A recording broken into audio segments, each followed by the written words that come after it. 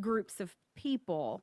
And so, but I do see this courting of the left in a certain way instead of stating things in a way, pardon me, that would teach libertarian principles.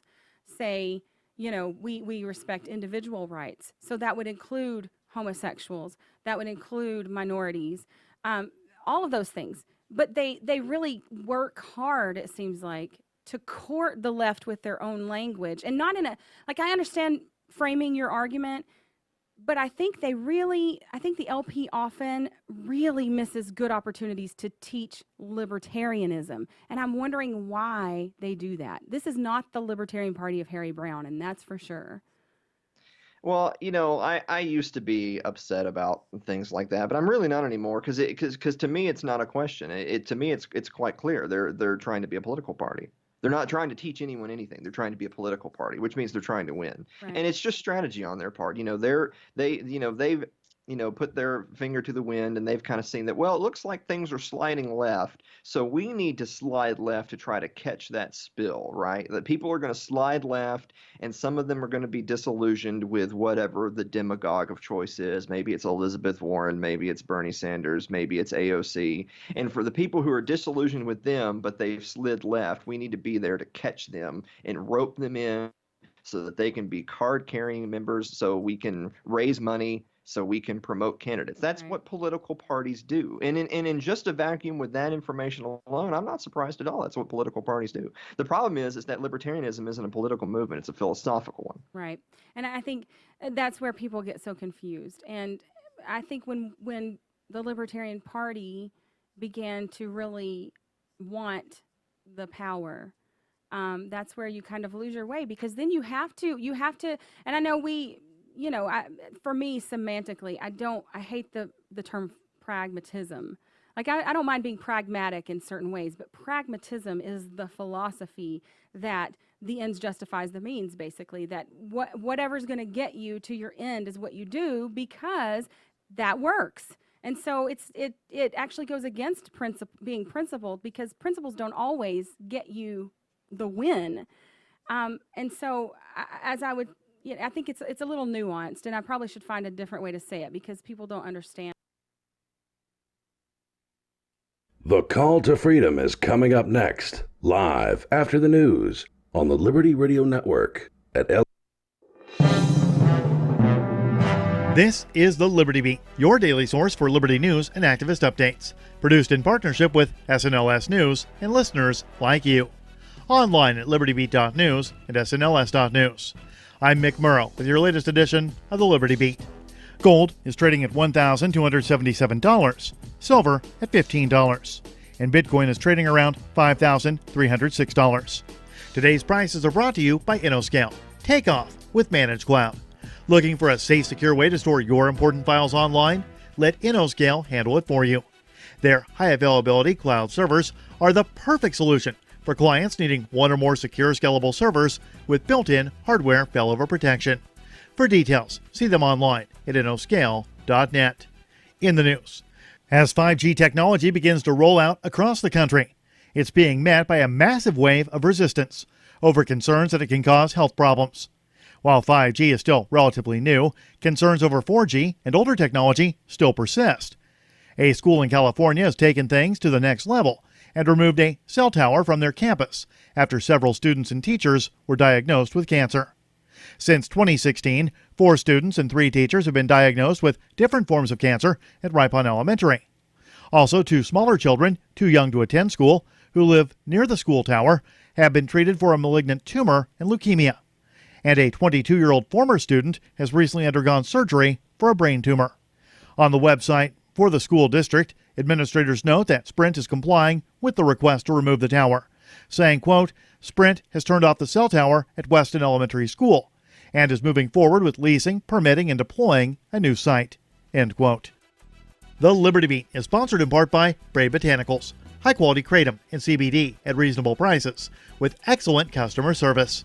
Brave Botanicals is activist-owned and mission-driven, fighting for your right to consume plant-based medicine and natural remedies. Find out more at mybravebotanicals.com. And right now, Liberty Beat listeners can save 10% by using promo code SNLS at checkout. This is the latest edition of the Liberty Beat. Find us online at libertybeat.news and snls.news. Your news now continues. A new study published in the Journal of Sex Research provides some evidence that contradicts the widely held belief that pornography causes men to be more misogynistic.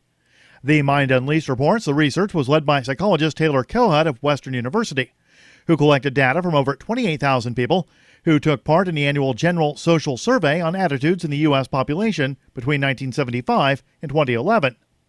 The study does not focus specifically on sexuality, but asks a wide range of questions in various different social arenas, including sex. One of the questions asked if the participant had recently watched pornography, and a number of other questions revealed perspectives on gender. Some questions covered attitudes toward traditional gender roles, women in the workplace, women holding positions of power, and women's reproductive rights. The researchers found that 23% of the survey participants were willing to admit to watching pornography in the past year. The results show that men who admitted to watching porn were more favorable to women holding positions of power than men who said they didn't watch porn. Recently, Chicago's top cop, Police Superintendent Eddie Johnson, whose base salary is over $250,000 annually, told the Chicago Sun-Times in an interview that cops look the other way all the time when it comes to witnessing misconduct within their ranks.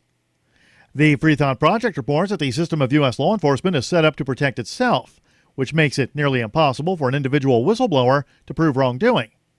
In case after case, abuse, violence, and even murder have gone on inside police departments, and it's widely known inside the department, yet no one speaks up.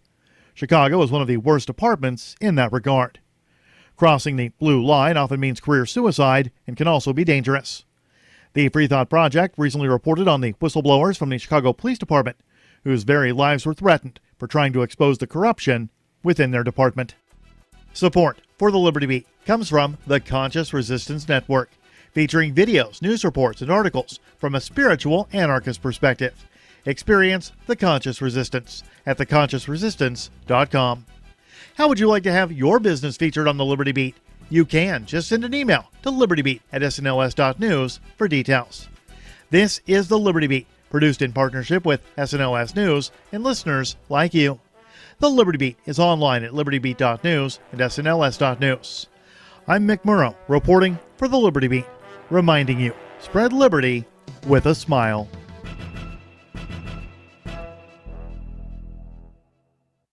The Tallahassee Zoo, which faced a major budget crisis. Luckily, they were able to get both, keep guests and animals happy and stay profitable. And that's thanks to the zoo's new director, Maxwell Jeffries. Happy to be here. Thank you. Good morning. Now, what's the most profitable part of the zoo? The elephants, the tigers? No. The gift shop, okay? Food court. But now the entire zoo is the gift shop. So you come to the zoo, you look around, you see something you like, make me an offer. I'm a businessman. I want to make people happy. You're probably familiar with the old saying, don't feed the animals. Oh, right, of course. Okay, well, that's old-fashioned thinking. At our zoo, you can feed the animals. Anything you want? Anything you want. Oats, eggs, batteries, you name it. And we also invented a new tiered membership system. So for your standard membership, you go to the zoo, you get to see the animals. For your gold level membership, you get to pick any two animals, make them fight each other. Yeah. And then with a platinum, you get 1 hour alone in the zoo. No questions asked. Yeah. Wow. This is the Onion News Network.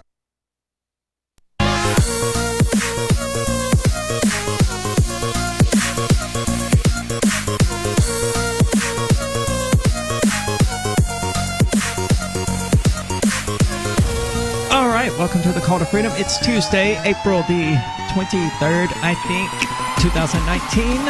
And I'm your host, as always, Ari DeMesso, joined in the studio today by Chris and Michael. And there's a lot of interesting news. Well, there's really not a lot. There's some interesting news. Most of it we can, discuss the various aspects of pretty extensively, like the opioid crisis and a pharmaceutical company now facing federal charges. Interesting. In relation to it. Yeah, for the first time, actually. I'm shocked that's actually happening because they write the laws, basically. Yeah. And they enforce the rules. I mean, they absolutely have members on the FDA board. Oh, yeah. So it's basically surprising. Their entire membership comes from the industry, from what I understand. Yeah. I mean, it's a remnant of World War I collectivism, really, where we established these sorts of boards to help the war effort And it's systematically expanded since to include things that weren't in any way really related to war, where, okay, well, we've got this one for vehicle production. We've got this board that handles this. So, and it's made up of industry experts who just happen to be the CEOs of this company that they're supposed to be regulating in the first place. So then it expanded to include food and drugs and all of that, stuff that we need. Yeah, I don't necessarily think that it's a bad idea to like evaluate drugs and stuff before they come onto the market, but the problem is that we end up with a situation where it's the drug companies doing the evaluations anyway, so it's not really like there's a separate entity doing that. It's just them following certain protocols, which could be done with or without the government involvement. Absolutely. And probably more effectively without government involvement. The best example I can think of is the ESRB in video games, which is a completely voluntary panel made up by video game developers and publishers who get together to decide what the rating on a game should be. Yeah, that's true. Now, that was done in response to, if I'm not mistaken, threats of censorship and so on. Yeah, following games like Mortal Kombat 2 and Mortal Kombat 1, I think, was the one that caused the controversy, and Night Trap. Even predating that, going back to like the beginnings of television and the movie industry and stuff, there were calls to censor it, if I recall correctly. And I think there was even a censorship board in the United States at one time, wasn't there? I have no idea. Sounds familiar, but I don't remember exactly what it was called. The people who rate movies now, they're actually part of the state, though, aren't they? It's not voluntary any longer? I don't know. I think it's a separate private board that does it, private organization that does the ratings. Oh, for the movies as well? Yeah, I believe so. Yeah, it was whatever, government facility that did that long ago as far as I know, doesn't exist anymore. Okay, well, that's good, at least. I mean, the more government entities that we can do away with, in my opinion, the better. Yeah, absolutely.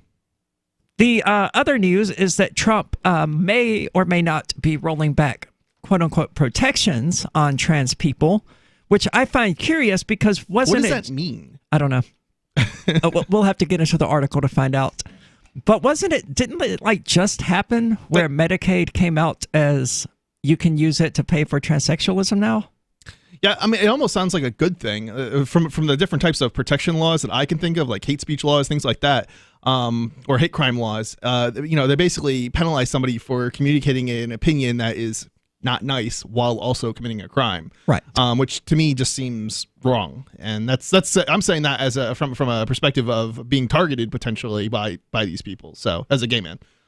It's curious that, we warned that these hate crime laws would ultimately be used to protect the state and its actors. Oh, yeah. And we already have seen where the government, one of the protected groups is police officers now in some states.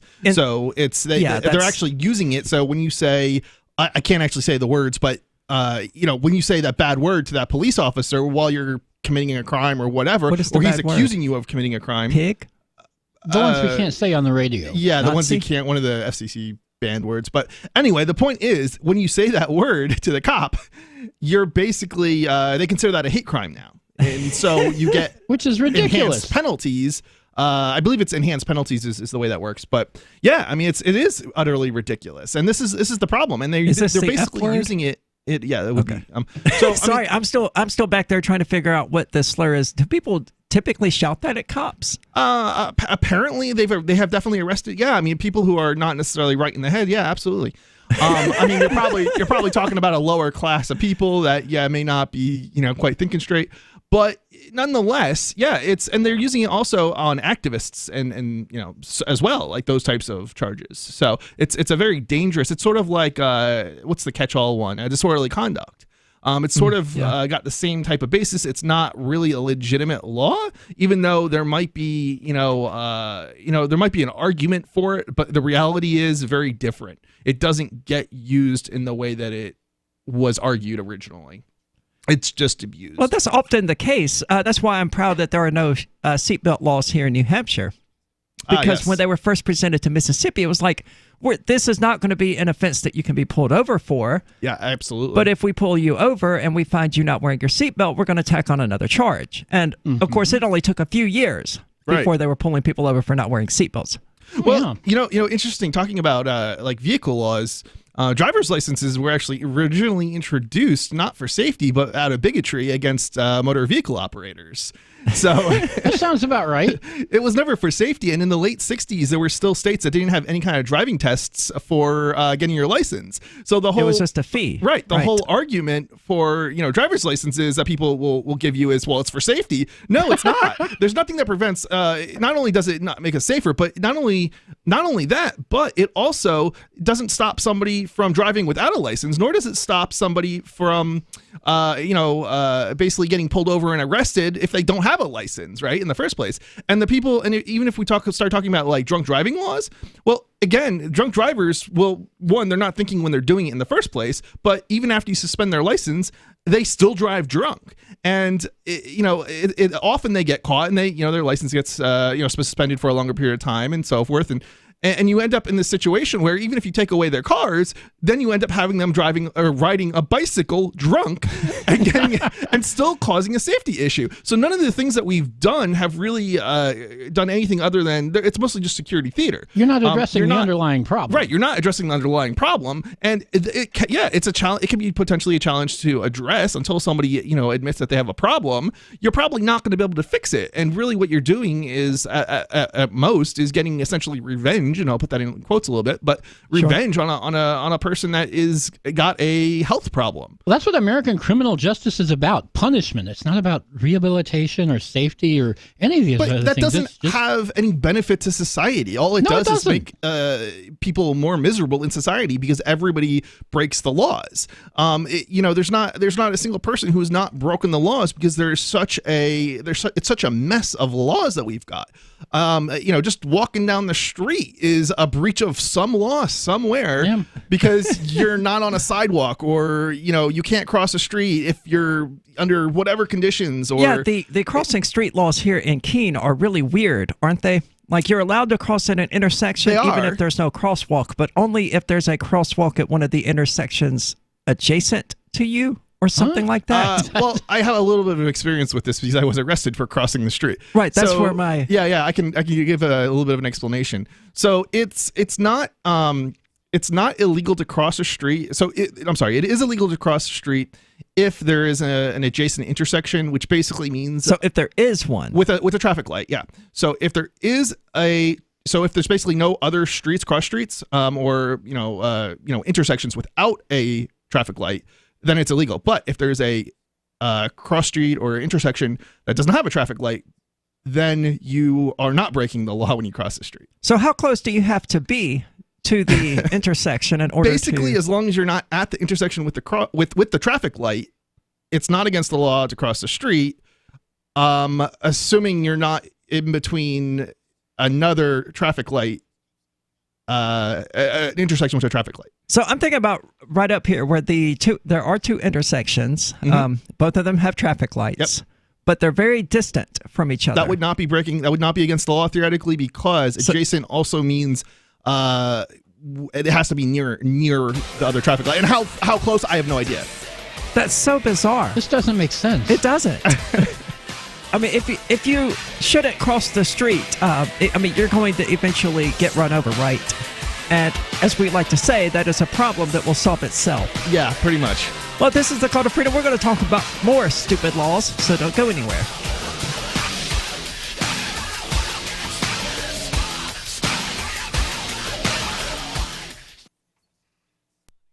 Did you know you can legally exit the U.S. federal income tax system?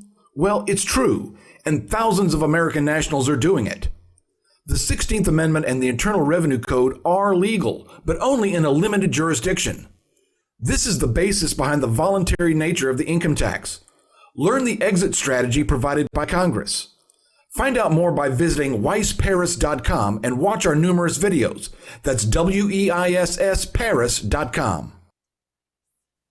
Hey, I'm LRN.FM Program Director Ian Freeman. If you're listening to our free-to-air satellite feed in North or Central America, heads up.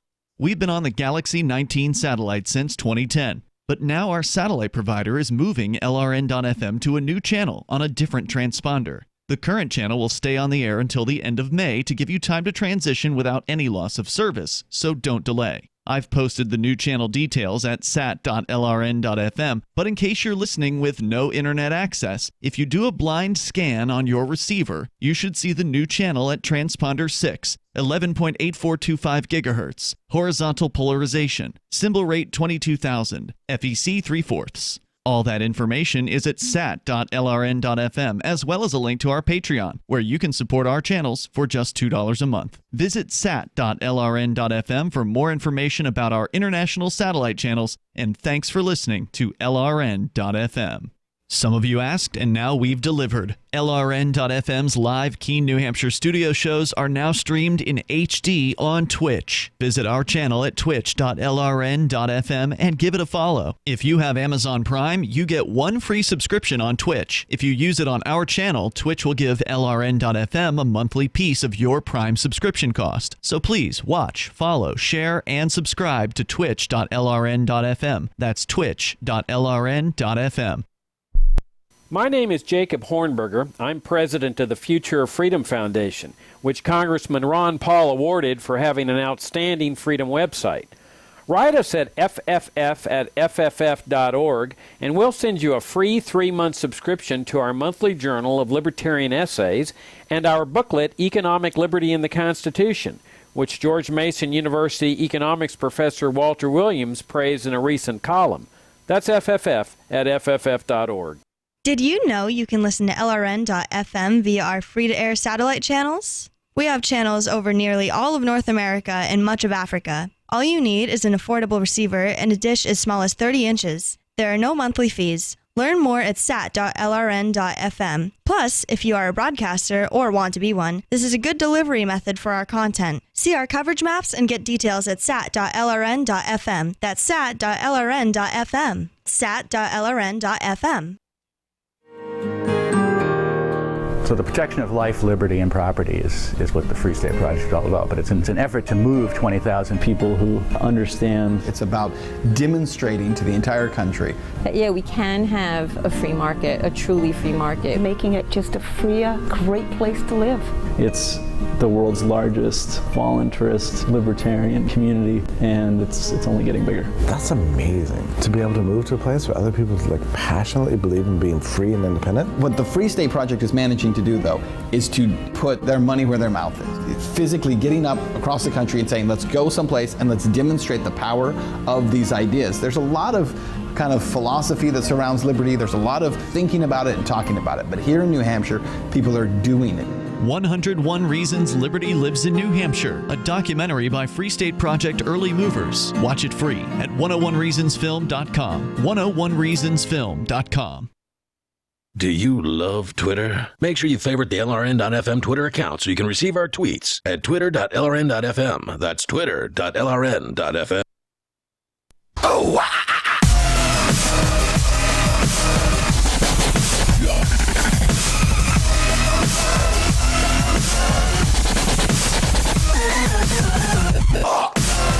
Welcome back. This is the Call to Freedom.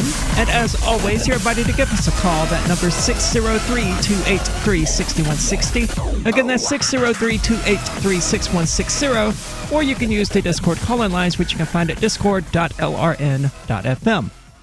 And there's actually interesting news in regard to the opioid crisis, as they like to call it. And it's especially bad, this crisis, as they call it, here in New Hampshire, right?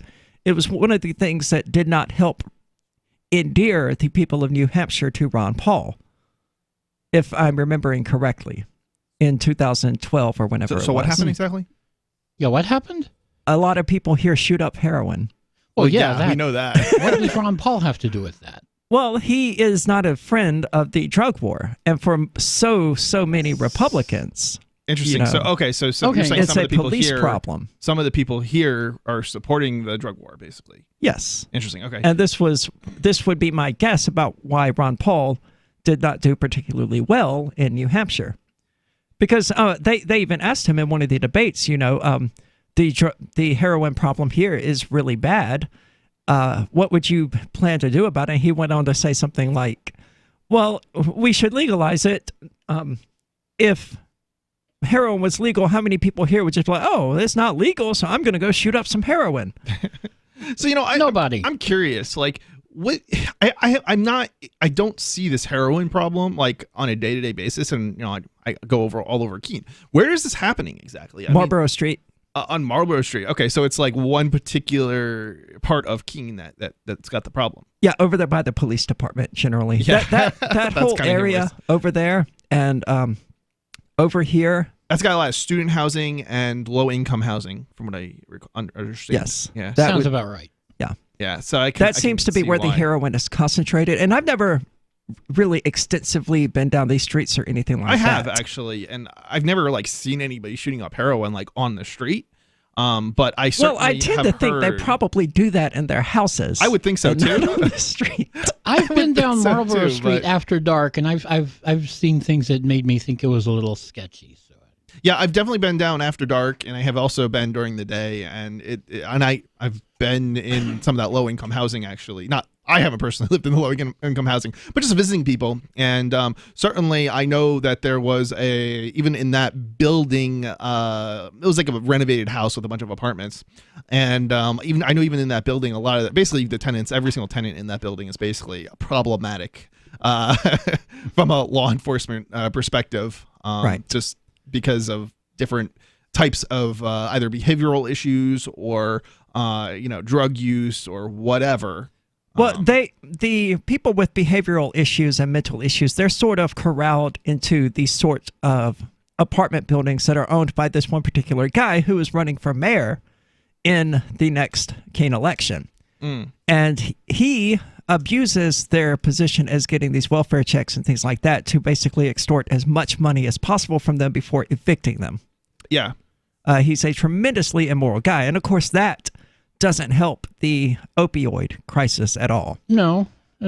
Slumlord mayor? Yeah. Yeah. That's not what we need. It is not. So, just about anybody running against this guy probably stands a pretty good chance of winning. You think? I mean, do you think the people who are shooting up heroin and stuff are going to come out and vote? Yeah, they could be. probably not. I They mean, could be but enticed probably to. not. I mean, I think they could. It's not. It is asking a lot of them, considering that so many of them have that sort of mentality where they just don't care about politics, right? I think we could get those people to come out and vote if we present it as, look, just vote this one time. Just put in the effort this one time to vote for these libertarian candidates, and we will abolish the state, and you will never have to be bothered with voting again. I'd put it this way. Your crappy landlord wants to be mayor. Do you really want to let him?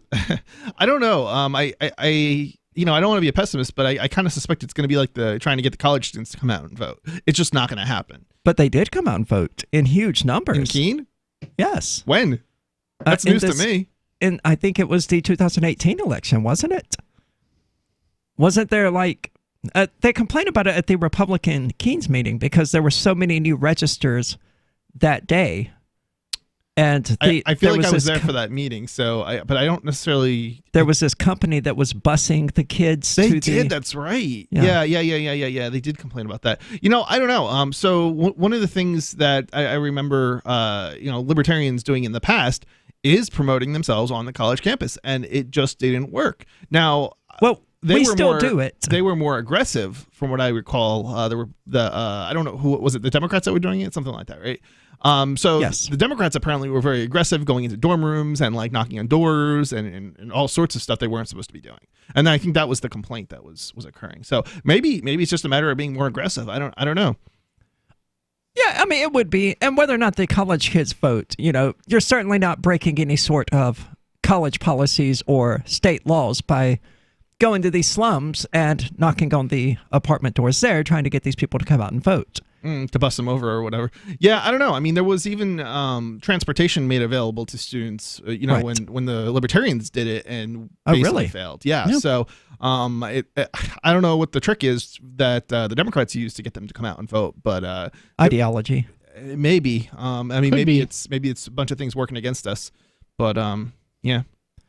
So, in regard to the opioid crisis, which is a product of state intervention, I would suggest, people have been doing opiate for a really long time. Yeah, that stuff's been around for millennia. And I don't know how common it used to be for the average person to do it, but I do know that at least some people used to wear it in vials on their neck to just throughout the day randomly take a hit of the opiate and keep going. Yeah. And of course, this was the 19th century, so things were different then. And, morphine was treated as a cure-all for coughing. Wasn't it in like Coke and similar types of products? I don't know if it was in Coke, but it was Coke in had cocaine. Oh, okay. It was where in the a lot of name came similar from. things. Yeah. Well, but it is. Don't they still use it in hospitals and things, or not heroin specifically, but like it's Like what it's derived morphine from or and something? things like that. Yeah. Oh, morphine's heavily Isn't used. that how most of the heroin addicts actually get addicted to it, from what I understand? Yeah, opioid painkillers. I think that's probably the gateway to it is the prescription. And they're like, hey, that feels pretty good, or the pain hasn't gone away yet, so I'm going to continue taking it. Right. And, I've been addicted to painkillers, and that was exactly how it started. I had a kidney stone. Okay. And even after the pain went away, because the kidney stone was no longer in my body, which, by the way, is the single most painful thing I've ever experienced. Not passing the kidney stone. That wasn't the worst part. The worst part was it sitting in my kidneys. It was a perpetual and intense, dull pain around the clock. So bad that it made me vomit just from the pain alone. Yikes. It was really intense. Not something I would wish. It's the reason I no longer drink Coke and Pepsi and things like that. Oh, what's so that causes kidney stones? I don't know. I don't honestly know. So why would you stop drinking if that's because it was my primary drink at the time that I did develop kidney stones. So yeah, I get it. The association. Yeah. So the water content at the least was not high enough to ward them away. And of course, these are my primary drinks now, and they have vitamin C in them, and the citric acid that helps to get rid of the calcium deposits. Interesting. So we're going to talk about the opioid crisis, so don't go anywhere. This is the Call to Freedom.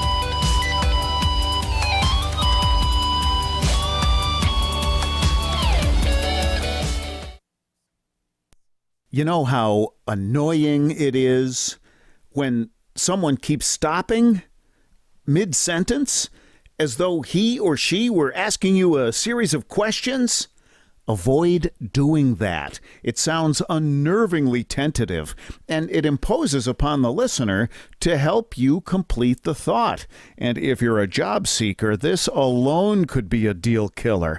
An effective communicator sounds more confident. Complete the thought. Avoid making the listener impatient. With money and attention so scarce now, effective communication skills have never been more important. Cutting through the clutter rather than blending into the blah, blah, blah will help you connect better no matter what the conversation. For more tips, hit survivalspeech.com. I'm Holland Cook. Survivalspeech.com.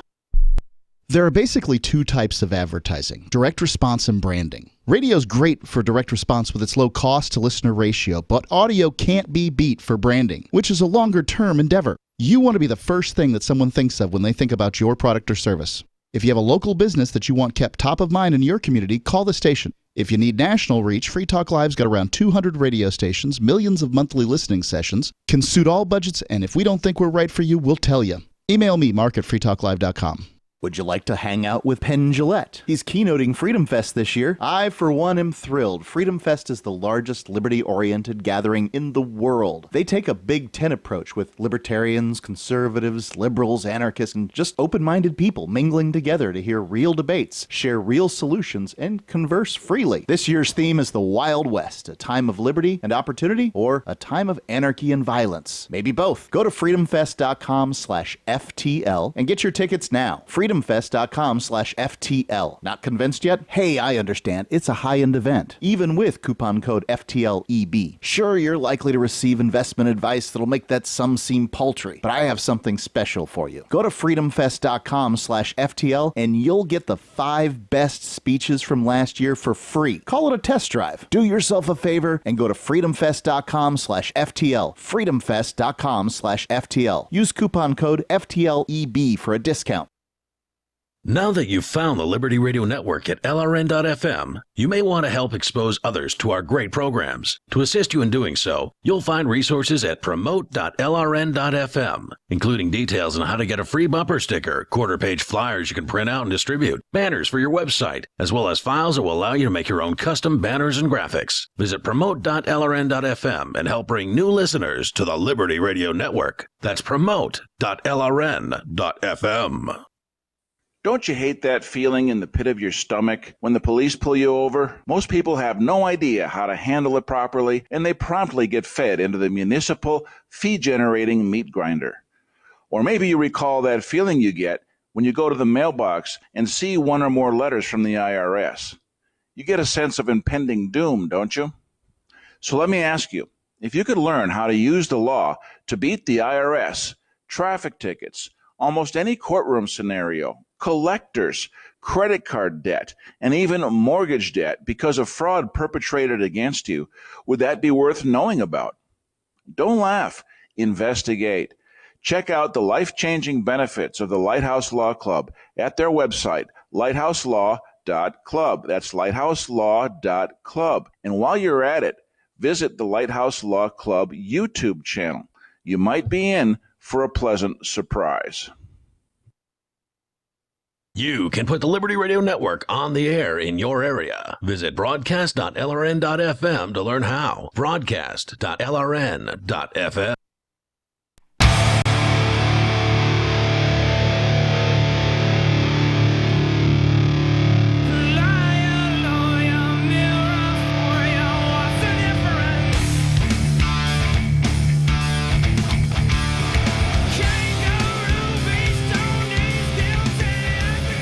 Welcome back. This is the Call to Freedom. And I want to tell you real quickly about the Rational Review. It is the Freedom Movement's daily news digest, aggregating stories from all over the internet that are of interest to libertarians and to liberty-minded people. They include podcasts, videos, blogs, and news articles, and are now a source for people to receive the Call to Freedom's podcasts. So be sure to check them out. Again, that's rationalreview.com to stay up to date on all the happenings in the wider world. Forgot to do that one yesterday. Sorry about that, Thomas, if you happen to listen to the show regularly enough. But the Rational Review includes like 10 podcasts a day. It seems pretty certain he's not listening to all of them. Probably not everyone every day. Because at least 2 of those are 3-hour shows, which only leaves 18 hours for the other 8 podcasts. There's enough content just in podcasts there to keep you going all week long. Yeah, around the clock. So we're going to be hitting our 100th episode on YouTube pretty soon. Looking forward to that. Very nice. We're also going to be hitting our 50th on Podbean. No, we hit our 50th on Podbean the other day. So that was cool, and something I totally ignored. We are finally on iTunes, by the way. Interesting. That was worked out. Took long enough, but it did. That's Apple. The big delay was just me not doing it. But I finally did it, and Apple was like, no, this looks like this is an amateur production. This looks like you're testing the podcasting experience. I was like, dude, there are like 50 episodes right there. What are you talking about? Email you when we've uploaded our first episode. All you have to do is click it. But it turned out to be some default text hidden in the iTunes specific settings page on Podbean. So, which is ridiculous. Why are there iTunes specific settings? I don't know, but there sure enough are. So like you would click the box that said this is a test episode? No. So basically when you're setting up the podcast to be broadcast also to Spotify and Google Play Music, as ours is, you give it a description, right? Okay. Or a summary and all of that. Usually each episode just pulls the default description, which is the summary of the episode that I put in there each day. But iTunes stuff is in a completely different section. So filling out the description here doesn't fill out the iTunes specific description. Which is so did you end up submitting it without any text for the iTunes stuff? Yes, it had the default stuff, apparently. Okay. Yeah. Because even though the summary is always filled out, the iTunes summary has something like new weblog post in it or something stupid like that. So we fixed that and resubmitted, and they finally put it on their store, and it doesn't really appear to be taking off there in the way that I expected. You know, I know that about 50% of Free Talk Live's listeners come through the iTunes store. Interesting. And now, is it just because you haven't given it enough time, or it could be? Maybe you need to promote it. You know, let users know that they can listen through their iTunes. That's a good idea. Hey, you can listen to us through iTunes. If you're not listening to us through iTunes, you know, that's the issue that sort of exists with show promotion in the first place. is that we can't just promote it on the show, obviously. You have to promote it elsewhere. Yeah, and I do promote it on Free Talk Live and Aria Uncensored and things like that. But it's the entire reason I reactivated my Facebook account, was because that is where people go to find out what I'm up to. So I don't have a choice there. If I want to keep this audience engaged and share with them the things I'm doing, I have to be on Facebook. Well, I mean, you can also get on other platforms as well. It's not, and we are. It's not like you have to do exclusively Facebook. Right. Yeah. But you have to have the other people on those platforms if you're on other platforms. Right. If the people you want to reach true, are on Facebook, but those people aren't going to be on other platforms if nobody's, on those platforms. So getting on those platforms is the first start to people moving away from, the platforms you may not like. You have to be on that other platform. So, well, we are pretty good about joining these other platforms. Of course, we are on Liberdon and we're on Twitter. And okay, all so of that's those. Mastodon, right? Right. Okay. But it's all automatic. Like the Call to Freedom, it's interaction that seems to matter with people, right? That's why our Call to Freedom page just is going nowhere, because it's only auto posts. Right. It really gives the impression that no human being ever touches it, which is 100% true. I can't remember the last time I looked at anything. It was probably a year ago. No, I sure haven't. That I manually uploaded a picture and captioned it. Gotcha. So it's just all automatic stuff. So no.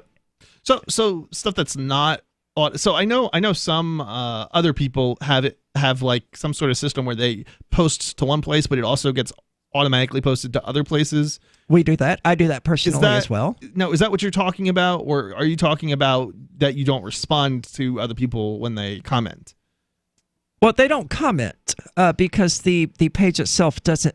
It's not organic, I suppose. Okay, so it doesn't seem like there's a human behind it. Therefore, that's the issue. That's what I would. That's the sense that I get. Yes. Okay, so you probably need to add, when you post on Mastodon, maybe have that also go to Facebook. And that well, it does. Oh, it does. Yes, but that's not really a human behind it. Okay, and people can pick up on that, or I don't know. That's a good question. I'm trying to figure out like why it doesn't work if you're not actively on it, I guess. You may have a point. I don't know. It's probably Facebook, because I know the Call to Freedom's got a bunch of likes, but the posts don't get actually. I'll pull up stats. No, it seems like they only got viewed about a month ago when I was still extensively using Facebook. Every time we would upload a podcast, I would share it to my wall, and of course, people would see that. Mm-hmm.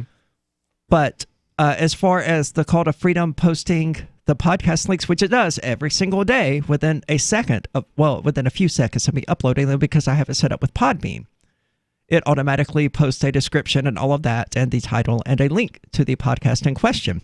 Maybe this is more Facebook manipulation. So people it gets no views, Yeah. no reactions, no anything. Maybe it's not even showing up to users if it's just an automated system and you're never on it. Yeah, well, I'm sure it's not. But the question would be, how do we make it show up to users? You probably have to use Facebook. I mean, I get a notification and we're every back day to where we have to use Facebook. The Call to Freedom has 1 new view or 2 new views like every day. It's just not getting shown to people. I mean, that's not awful, considering we do absolutely no promotion of the Facebook page whatsoever. Yeah, I mean, I haven't haven't bad at all to me, but I don't know. I haven't even shared a post from it in probably months. I think yesterday I did share the podcast, and that was it. Okay. But I also noticed that my anarchist page, which I had back when I was doing anarchistgmail.com and stuff like that more regularly, is actually getting significantly more attention than Call to Freedom. Interesting. Because it does both. When we post a new episode, it automatically posts to both my anarchist page, because it's already there and it's already got people who like it, so why the hell not, right? Right. And that seems to appear in some people's news feeds, at least. I see a problem. Looks like nothing's posted to Facebook since March 22nd. That could be an issue. So it's not even automatically posting it then? Yeah. I will look into that in the break. Actually, let me quickly run a test, because it takes a second. I've actually had this type of problem with auto posting. I forget where, but I think it had to be reconnected. One of the components had to be reconnected, and you might be having the same problems. I suspect you're using the same system I was. So you said the last post was from March when? March 22nd at 4:01 p.m. Okay, that's definitely after this then. Okay, very weird. We're going to sort this out. I mean, it's easy we are the ones who are out there promoting the show, right? We're not big enough to have fans out there doing it each time an episode is uploaded or whatever. So, I mean, we're kind of the only people who can do that. And I'll be honest, I have not really been doing it. So the growth that we've had is impressive. And entirely organic. And most of it's coming from what? DLive, Twitch, YouTube, Spotify. Well, we don't exactly know where our Podbean listeners are coming from or where our... Well, we do know where our live viewers are coming from, certainly, because we can look at those stats live as they're happening. Now, you were not too happy with DLive, was it, right? I am not thoroughly happy with DLive, no. Okay. And it hasn't changed in the last week or whatever that it's been up, the show? What do you mean? It's still up on DLive? Yes. Okay, yes, so nothing we are has broadcasting changed. to It's still DLive not right getting now. any views or anything? Oh, no, the show gets tons of views on DLive. It's my gaming streams that don't. Oh, interesting. Yeah. This is the Call to Freedom. We're going to actually get into a topic in a moment, so don't go anywhere. This is the Call to Freedom. What do you shop for that you could otherwise buy at Amazon? Pretty much everything, right? Amazon has competitive pricing and they deliver, and that's a big plus. If you could plan ahead in your shopping, would you be interested in saving up to 33%? There's a catch. You have to do your shopping in Bitcoin. But imagine those savings. It's like a huge raise. All you have to do is go to saveitpurse.com. We've saved thousands, and you can too. Plan ahead and save. Saveitpurse.com. Free Talk Live, the show where anyone can call about whatever they want. And we do mean anyone. Sunfest is on the line in California. Yeah, the greatest danger is that they're destroying the sun and the earth. Whoa. Slow down, Sunfest. Slow down. Who is destroying the sun? The economy. Everything that's happening is a What? job hunt. It's a job tax. What are you talking about? Definitely. The sun is waning, the water is rising, and we need the sun to dry it. When you have an economy that's creating jobs on a war scale, 24 hours a day, the cosmos can't keep up with it, let alone the sun. There's dark Andromeda, which is hurling at us. If you're not informed, you can go out and get the information. That's but our name tonight. Stop your sexist attack on women, whereas you hear anything You that are the men so have to say. outrageous. Free Talk Live, 7 nights a week from 7 to 10 Eastern, live on the Liberty Radio Network at LRN.FM. LRN.FM is proud to announce our official listening apps for Android and iOS devices. Now you can easily tune into our streams anywhere, anytime on your smartphone or tablet.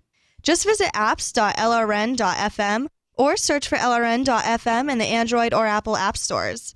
Please download, rate us 5 stars, then share the link on your social media and let your friends and family know how you're listening to LRN.FM.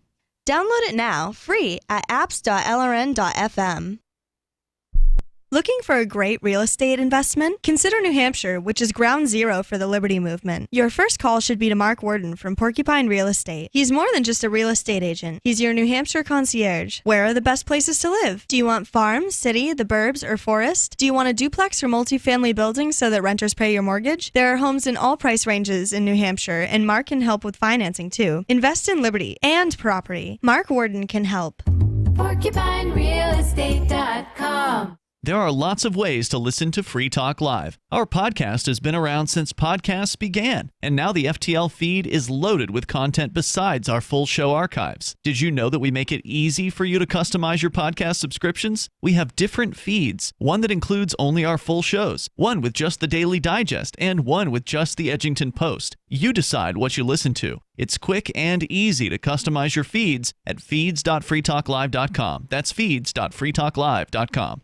Is spreading the message of liberty, cryptocurrency, and peace around the globe worth $2 per month to you?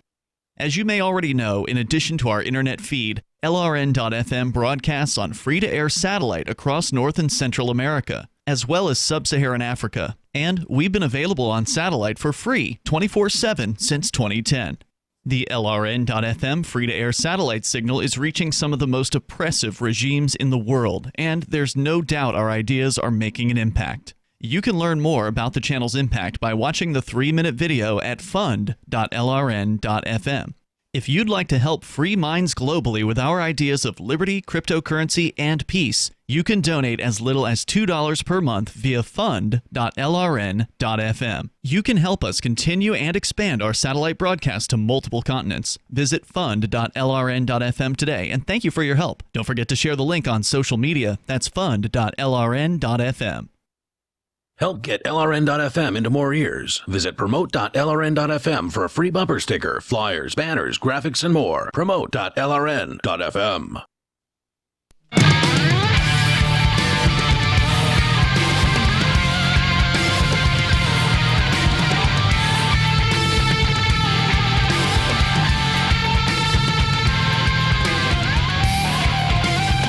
Welcome back. This is the Call to Freedom. And if you've ever wanted to have sex with prostitutes and then arrest them, or bust people for drugs and then sell the drugs on the side for a nice little bonus. The Trump administration appears ready to roll back health care protections for transgender people and add... Good God, that scared the hell out of me. Why did it just suddenly start playing after being open for 47 freaking minutes? I hate you so much, Internet. So, yeah, that was something else I had pulled up. So anyway, yeah, go check out thinbluelinegame.com. You can have sex with prostitutes, arrest them, and, you know, shoot people over broken tail lights and then escape accountability with the magical phrase that you have feared for your life. So again, go check it out. That's thinbluelinegame.com. And for a temporary time, you can use the coupon code CTF to have all shipping costs waived. So go get it. Again, that's thinbluelinegame.com. You can also break into somebody's apartment, murder them, and then say it was dark and I thought it was my apartment. So all good stuff. Now, Chris, you brought in a story about measuring tires or something. Well, it was actually Michael who sort of brought the story in. But Michael, if you don't want to do it, I'll be happy to. You go right ahead. Okay. Well, somebody brought in a story about tires. Yeah. That's all I know. Well, sort of. Talking tires. Yeah. So apparently, let's see here. Where's the story? So what are they doing? I mean, what is the issue here? Is that they're measuring people's distance from the tire to the line? No, the parking enforcer puts a chalk mark on your tire when they come by, when they check your meter, and then the next time they come by, if your car's still there, they give you a parking ticket. So the chalk line is like a warning? It's a reminder to them, because you know some places have metered parking where you're only supposed to stay for like 2 hours. You're not supposed to be there longer than 2 hours, even if you feed the meter. So what they're doing with the chalk... There are a few here in Keene that are like that, aren't there? Yeah. Yes. Yeah. Okay. So what they're doing with the chalk is determining that car has still been parked there because it was parked there when they made that mark 3 hours ago. Yeah. Okay. Yeah, so basically, chalking tires for parking enforcement ruled unconstitutional by federal appeals court. Nice. So yeah, the story is from... How is it unconstitutional? It's a search. Chalking a tire constitutes a search? They can't attach a GPS device to a car either. That's apparently what the court has ruled. Yep. I think I have to disagree here and take the position that although I'm not a fan of parking maids doing this, or meter maids, or whatever the politically correct term for these people is, I don't see why it could possibly be unconstitutional. It's property damage would be more sensible. It's a trespass. It's a trespass, right? So that's basically part of it. So regardless, I don't know that I can agree it's a trespass. It's more than a trespass. It's actually damage to your property. You can't go and touch somebody even if they don't get injured by it, so to speak, right? You would still be charged with battery and assault. Right. That's the route that I would take in this, is that it's technically property damage. It's both property damage and it's also trespass, which also means an illegal search. So I don't know how it qualifies as trespass. It sounds a bit out there, but I would agree with the general sentiment. The age-old parking enforcement practice of tire chalking is unconstitutional. A federal appeals court ruled Monday, saying it violated the Fourth Amendment's bar on unreasonable searches. Yeah, actually, even the lawyer thinks that fought this case also was a bit surprised that he won. It's like, oh wow, I can't believe that worked. It's interesting because they lost initially and then they appealed it. So they won at the appeals level. So that's kind of interesting. It's going up the chain, and a higher court actually agrees with this conclusion. The U.S. Court of Appeals for the Sixth Circuit is in a first-of-its-kind decision ruled that marking a car's tires to gather information is a form of trespass, requiring a warrant, similar to a police attaching a GPS to a vehicle to track a suspect drug dealer. Now, it was until do police recently, do that? Yes, they do. It was until recently the case that police would attach GPS devices to vehicles, arguing that it's the same thing as me driving around and following the car, right? But the reality is, isn't that also illegal? Isn't that stalking? They don't need a warrant for that. You would think, but the police get an exception, right? So it's not stalking when the police do it, apparently. So anyway, I would disagree with the police. Obviously, I think we all would. Yeah.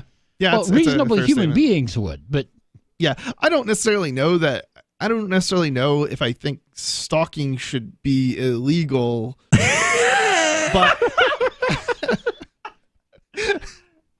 well, I mean, look, if you're in public, hold on, if you're I have to write public, down the time step for that. Yes, because how you said that was just perfect. 4:52. If you're the thing is, if you're in public, right? It's one thing if you're stalking and you're trespassing and so on, because then you'd be committing a crime if you're warned to, stop trespassing and you don't.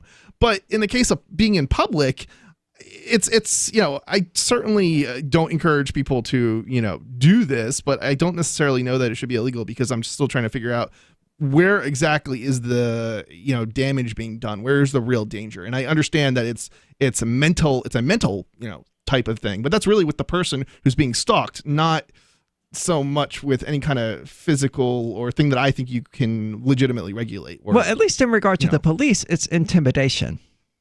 Yeah, the police would be intimidation. I would give you that. And the question is, is intimidation also is that something that should be illegal? And well, when the police do it, probably. When a private individual does it, I don't know, maybe not. So let's continue. Parking attendants across the country have been chalking tires with big white lines for decades in zones without meters to enforce time limits and issue tickets. It's a substantial source of revenue in many cities. Now, it's interesting, actually, how the court came to also the conclusion that it's illegal.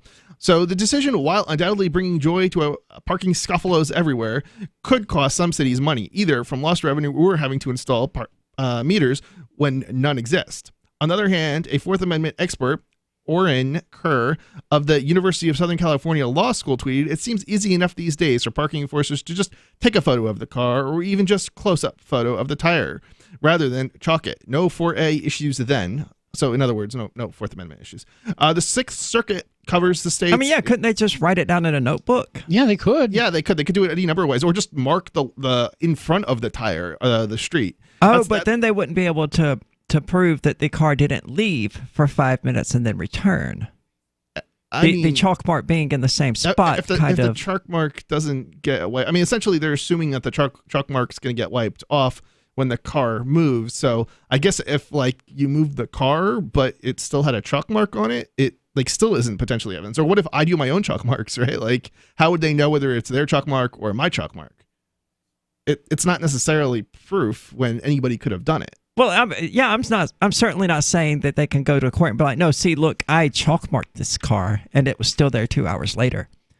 Yeah. But if the chalk is in the same position along the circular axis, then they know the car has not moved.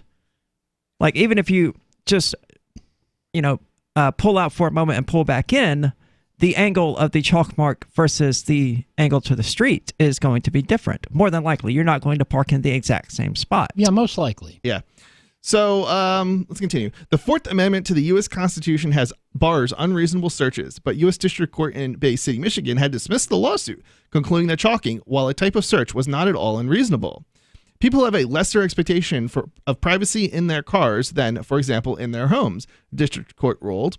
Plus, the lower court said the Supreme Court has carved out a community caretaker exception to warrant requirements for routine parking and traffic enforcement so police can control hazards of clogged streets. How is this a hazard? Remember that word, hazard, because this is why they basically concluded that this is not they do need a warrant, basically. So the issue is that the streets are congested.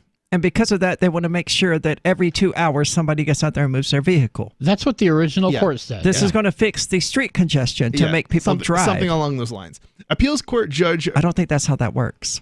Bernice Bowie Donald, writing for a unanimous 3-judge panel, reversed. Wow, a 3-judge panel unanimously reversed. That's interesting. I missed that part. That's unusual. Yeah. So this sounds like it has a lot of support up higher up, maybe. She said traditional law on searches of vehicles had been upended by the Supreme Court's 2012 decision restricting the powers of police to use GPS devices to track criminal suspects. I think they mean without a warrant. Donald said the chalking of Taylor's car was just like the GPS installation, a trespass for the purpose of gathering incriminating information and therefore a Fourth Amendment violation when done without a warrant. She dismissed the caretaker exception, saying that Taylor's vehicle posed no safety risk. And that is that's the justification for the exception, the caretaker exception. So by there not being a safety risk, it's unconstitutional. The city was trying to raise revenue, not mitigate a public hazard, she wrote, which is the exact kind of argument that we would be making here as a libertarian. So the judge said all of this? Yes, this is what That's the what judge the appeals said. court said. That's amazing. Yeah. Well, we're going to talk more about the idiocy of government and their attempts to turn us into sources of revenue to escape their need to raise taxes. This is the Call to Freedom. Don't go anywhere. We're going to get more into this. So stay tuned. Hey, I'm LRN.FM Program Director Ian Freeman. If you're listening to our free-to-air satellite feed in North or Central America, heads up.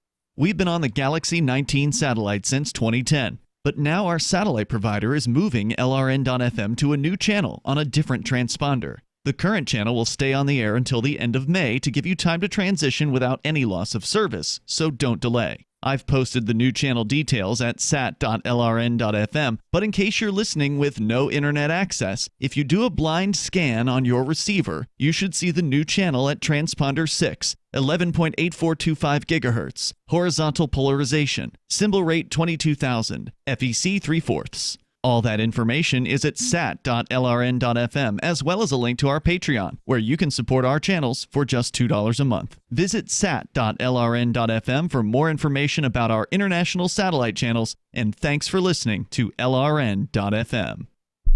LRN.fm now has a Discord. Discord is a free text and voice chat platform, and we now have our own server with a bunch of channels at discord.lrn.fm. You can join other listeners as they chat about various things during our live shows, or anytime, day or night. Discord software is available cross-platform, so you can have it on whatever device you want and take your chats anywhere. Join our Discord at discord.lrn.fm. That's discord.lrn.fm.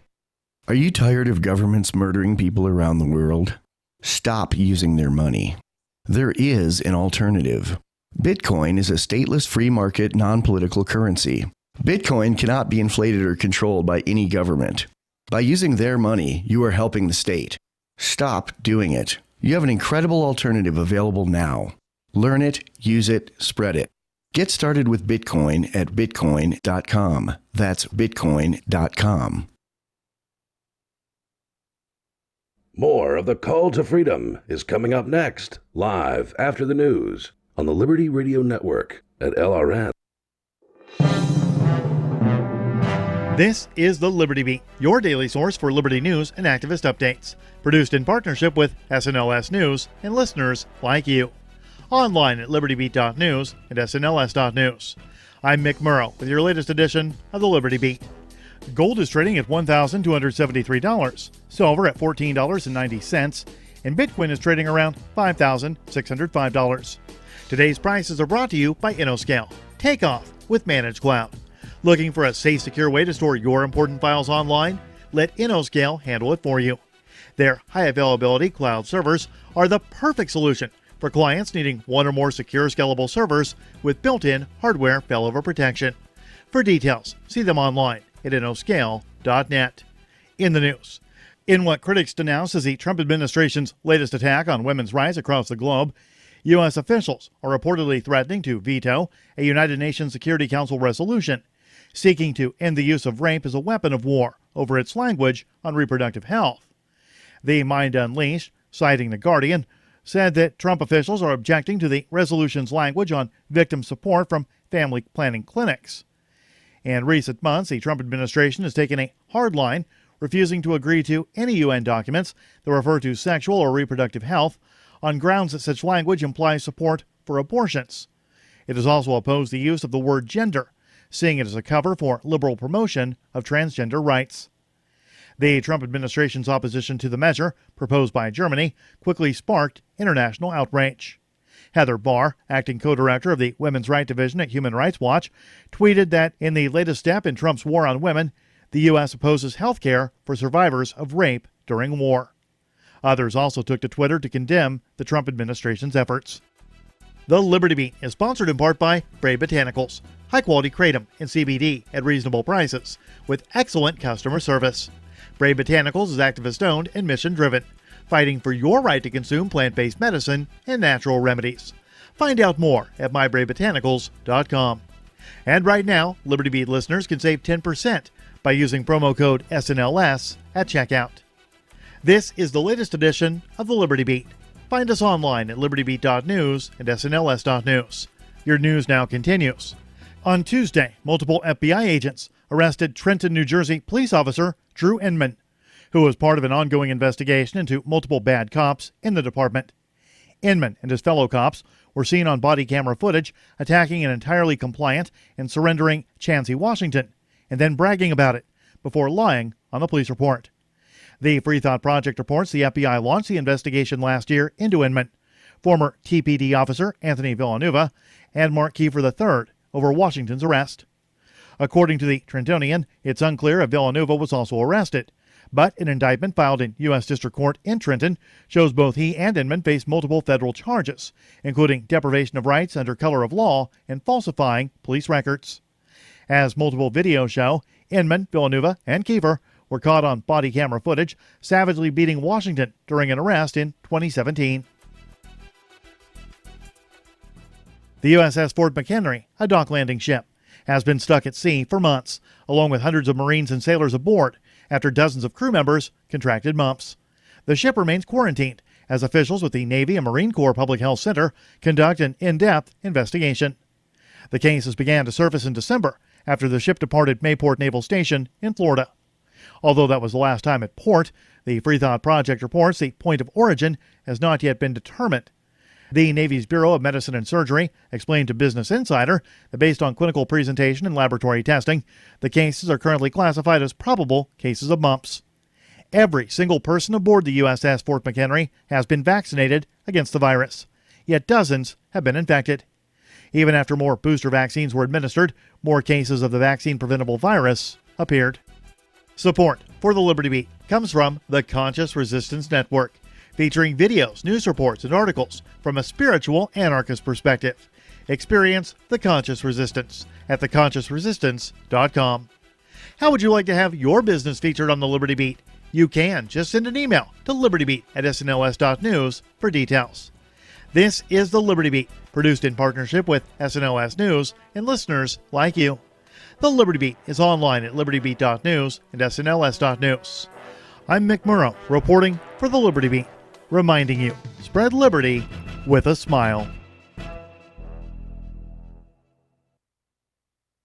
This is the Onion Week in Review. Quiet and reserved temp Kevin Bright surprised his coworkers this week when they discovered that the mild-mannered 27-year-old was actually an untalented singer-songwriter. How did I get here? It's probably a tree. Bright, who mostly keeps to himself at work, usually spends his free time embarrassing himself at open mics across the city, and that underneath his meek and soft-spoken exterior is a terrible guitarist with no musical sensibility whatsoever. You see him in the office, he's this quiet, reserved kid, and you would never think, oh, he's got a great voice and a wonderful stage presence, and you'd be totally right. In other news, an Ohio Film Festival graphic designer decides to go with film reels for the O's. And getting grandma into a family reunion t-shirt is a 3-person job. The entire 144-minute cut of this week's review is available now for just $11.99 on Laserdisc. For more, visit theonion.com/newsbeat. This is the Onion News Network.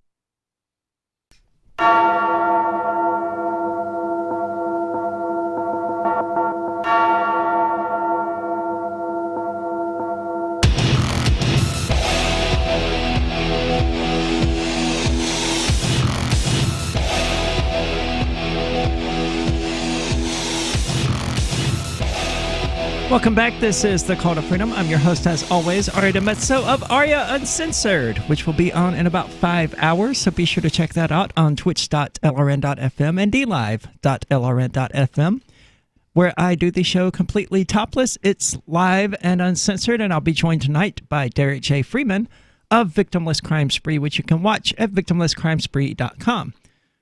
Probably. Something may have just come up, giving me something else to do tonight, something that I would substantially prefer to do. So I will find out by the end of Call to Freedom. Thunderbuns, I think, is going to ask me out. Yeah. And I will definitely drop Aria Uncensored tonight to do that. So anyway, I'm joined in the studio today by Chris and Michael. Chris, you're of Freedom Decrypted. Yes, I do your show. Freedom Slanted tech show called Freedom Decrypted, and I'm also CEO of a tech company called Think Penguin that sells Linux and GNU and free software-friendly hardware. Very cool. And Michael, you're of... do a lot of little things. BitcoinHistory.com is the Bitcoin news aggregator. It's still running. It's not officially launched yet, but it's mostly working. I also run CryptoTip.org, which is That's really cool. Is a nice little outreach tool where you can. Oh, you do Crypto Tip? Yes. Yeah. Okay, cool. I didn't know that. Yeah, it's go ahead and describe that. Because one of the greatest websites ever for promoting cryptocurrencies. Yeah, if you're into cryptocurrency and you actually want to spread the word about cryptocurrency by giving it to people. You have said that at least 20 times on this show, and it's never clicked what you're referring to. I know what Crypto Tip is, right? They're little What are tip these little cards. things? They're awesome. But for some people reason- can redeem cryptocurrency. Yeah, but for some reason, it just never occurred to me. Yes, I built that. And if you want to spread the word, give people a little, like $1 or $2, $10, whatever dollars worth of crypto on a little piece of paper. They can scan that with their QR code, and it gives them kind of a nice little intro to whatever cryptocurrency. They can install a wallet on their phone, whatever, claim the crypto. If they don't claim the crypto, you get it back after a few days, a month, whatever. Yeah, it's a really cool thing. I mean, preferably you would leave a cash tip as well, right? Mm-hmm. And I think that they even mentioned that during one of the ads that plays here on Call to Freedom, Yeah, I think, the LRN there network. is an ad. I don't remember which slot it plays in, but yeah, I have heard the ad. It plays at some point. Yeah, I've given out lots of these like restaurants and things. I'll leave the regular tip, whatever I would normally tip, and then I leave a $10 crypto tip. And most of the time, unfortunately, people won't redeem them. But the 1 in 10 times that it does get redeemed, somebody actually gets a little bit of crypto to spend, and it helps increase and just generally promote crypto acceptance.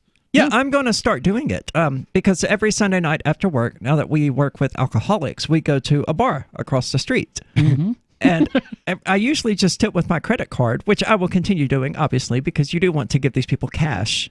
But I will also leave a crypto tip. So cool. It's a good idea. That will be cool. It's a really, if you are a cryptocurrency enthusiast, it's definitely something you can look into to help provide people with their first ever cryptocurrency. It's a really cool tool. I didn't know that was you. Even though you have told me that to my face here on the show. Yeah, almost once a day, every day for a month or two. So one thing you'll notice about all of us is we're really, really bad at marketing. Especially Michael and myself.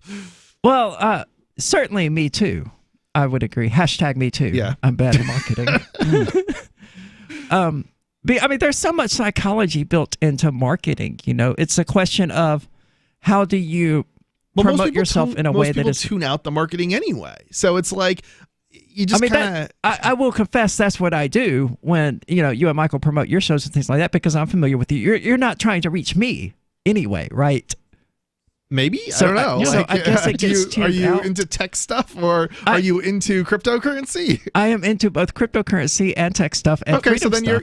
you're within the audience, I think, that for both of the things that we do. Mark Edge said something to me quite a while back about literally about ads. He said it takes repetitions, many repetitions, before it really clicks into someone's head. And we saw that today. You've heard me say it like 3 dozen times or more, and just finally today you got it. Yeah, interesting. Yeah, it's probably something we should be saying like 3 times a show. Like just say the name, freedomdecrypted.com, freedomdecrypted.com, freedomdecrypted.com. Go to freedomdecrypted.com for your libertarian, freedom slanted tech show. And just do that. Like, it doesn't even have to be long. Just like repetition randomly in the show. Well, I mean, if you want to make an ad that runs during the show, we can have. I mean, I think we get 2 minutes per hour, basically at no cost. If you want to make an advertisement that runs during the commercials, that's fine. If you want to use it as your introduction when we come back at the top of the hours, that's also fine. Yeah, it's something I prefer that. I thought we were doing the introduction at the top of the hour, but we did. But yesterday we dropped it a few times and just said our names, and today I think for the first hour we just dropped it and said our names. Yeah. Then Chris was like, "Oh, I'm Chris." I'm just terrible. Well, I'm terrible at this. Like, I'm not a marketing person. It's like, I don't know. I don't even know. I would do some sort of like write up or something, and I don't know. It could be right over the air or something like that. But I just haven't gotten around to it. There's just so much. I asked you for a write up. In fact, my plate. Didn't I? You did. That was also about a month ago. Probably a couple of times, and yes, probably a month or so ago. That sounds about right. Yeah. So I mean, we can always read that. We have time slots available for the. For various times. By the time I get around to it, we won't have those time slots. God hoping we don't. But chasing down sponsors is always a nightmare, and I haven't even bothered this year. It's time consuming. Have we even promoted the fact that we're looking for sponsors on the show at all? No. Well, we probably should. Well, yeah, we definitely should. But I'm of the mindset that when we might need an audience first. When Call to Freedom was under someone else's, when it was under someone else's care, way too much money was being asked from people.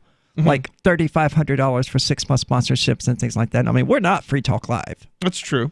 So we're not going to get numbers anywhere near like that. We are sponsored currently by Thin Blue Line Game. That's right. Yeah. I love that game. That started in January. It wasn't done through most of the month of January, which is why I extended it for them until June. Okay. So we'll continue that until June the 1st, at which point I will probably seek to renew it with them, assuming that, we've been sending them purchases. Who knows, right? I haven't asked. I know that when we were sponsored by Helium, they did really well, and we pissed off a lot of our audience with it by promoting them because Helium had a bit of a glitch where, because of how it works, it kept putting people's money into Bitcoin Gold. Oops. All of their money into Bitcoin Gold. No, don't do that. No, I know, right? It seems like it would be a basic part of any sort of automatic money moving process to not dump more than 50%, say 50%, into a single cryptocurrency. Yeah, you've got to have some kind of like sanity checks in your code.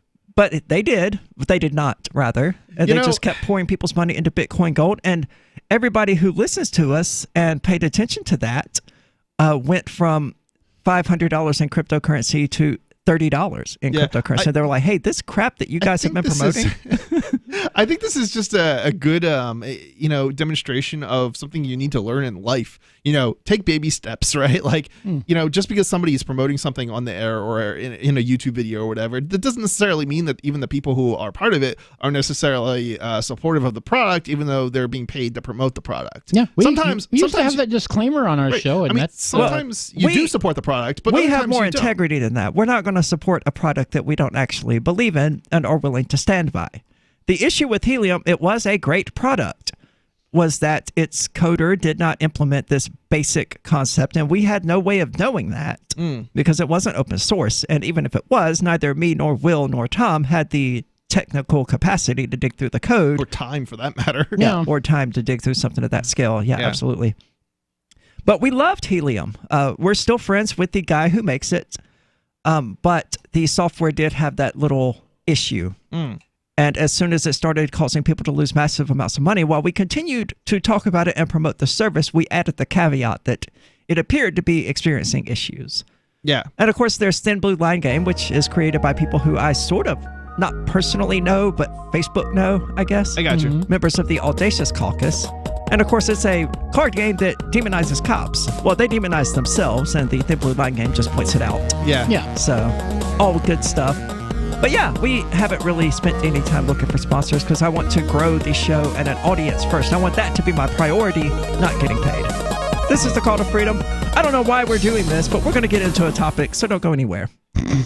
So you've signed the Shire Society Declaration and are planning your move to New Hampshire to be around more liberty-oriented people. Next, sign up for the Shire Society Forum at forum.shiresociety.com. There are a bunch of people there who are already in the Shire, and they want to meet you. If you're already in the Shire physically, you should also come by the forums. Remember, not everyone uses Facebook. New people are signing up for the Shire Society Forum every month, so drop in and say hello at forum.shiresociety.com. I've been told no in many different ways. I give you an order and you're going to obey it. George, you can go this way. You can't do that and you have to leave here. You cannot bring Simon to the rally.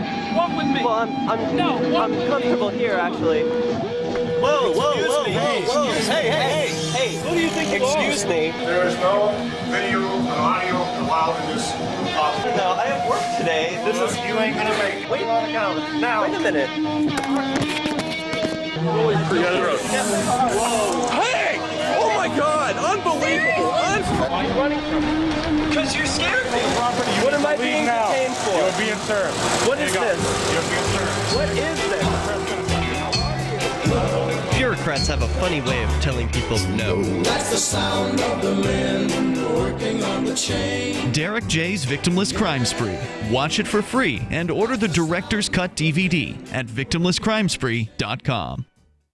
The LRN.FM social media channels have been revamped. We've eliminated Facebook and focused on other platforms like Twitter and Mastodon, the decentralized alternative to Twitter. On our accounts, you'll find posts from multiple LRN.FM show hosts together in one place. Follow us on Twitter at twitter.lrn.fm, or better yet, move to the decentralized Mastodon social media platform at toot.lrn.fm, toot.lrn.fm. I think you'll like it.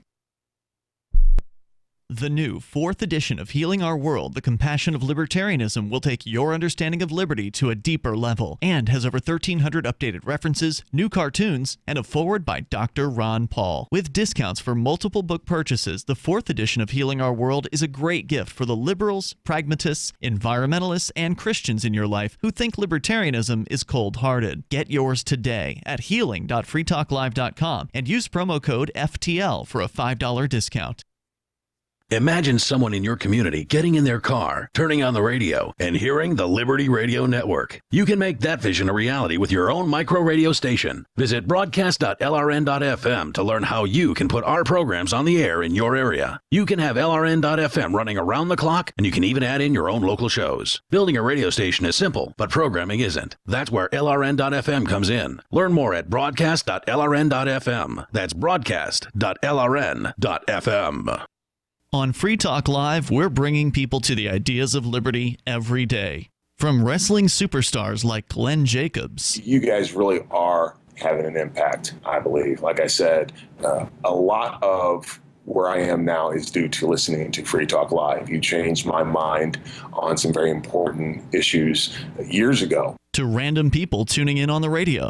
I was kind of stuck in the left-right paradigm. I heard your show by chance on a Saturday night. From there, I went on, joined the Free State Project, and become an amplifier. So, I mean, that's really the reason why I amp is because I know that if it wasn't for you guys being on as many stations as you are, I never would have found the ideas of liberty. Your amp will directly change more lives by getting Free Talk Live in front of people looking for talk radio online and on the air. When you amp Free Talk Live, you get perks like access to the AMP-only Facebook group and AMP podcast. Visit amp.freetalklive.com. Some of our live shows are streamed in HD on Twitch. Please follow and share at twitch.lrn.fm. That's twitch.lrn.fm.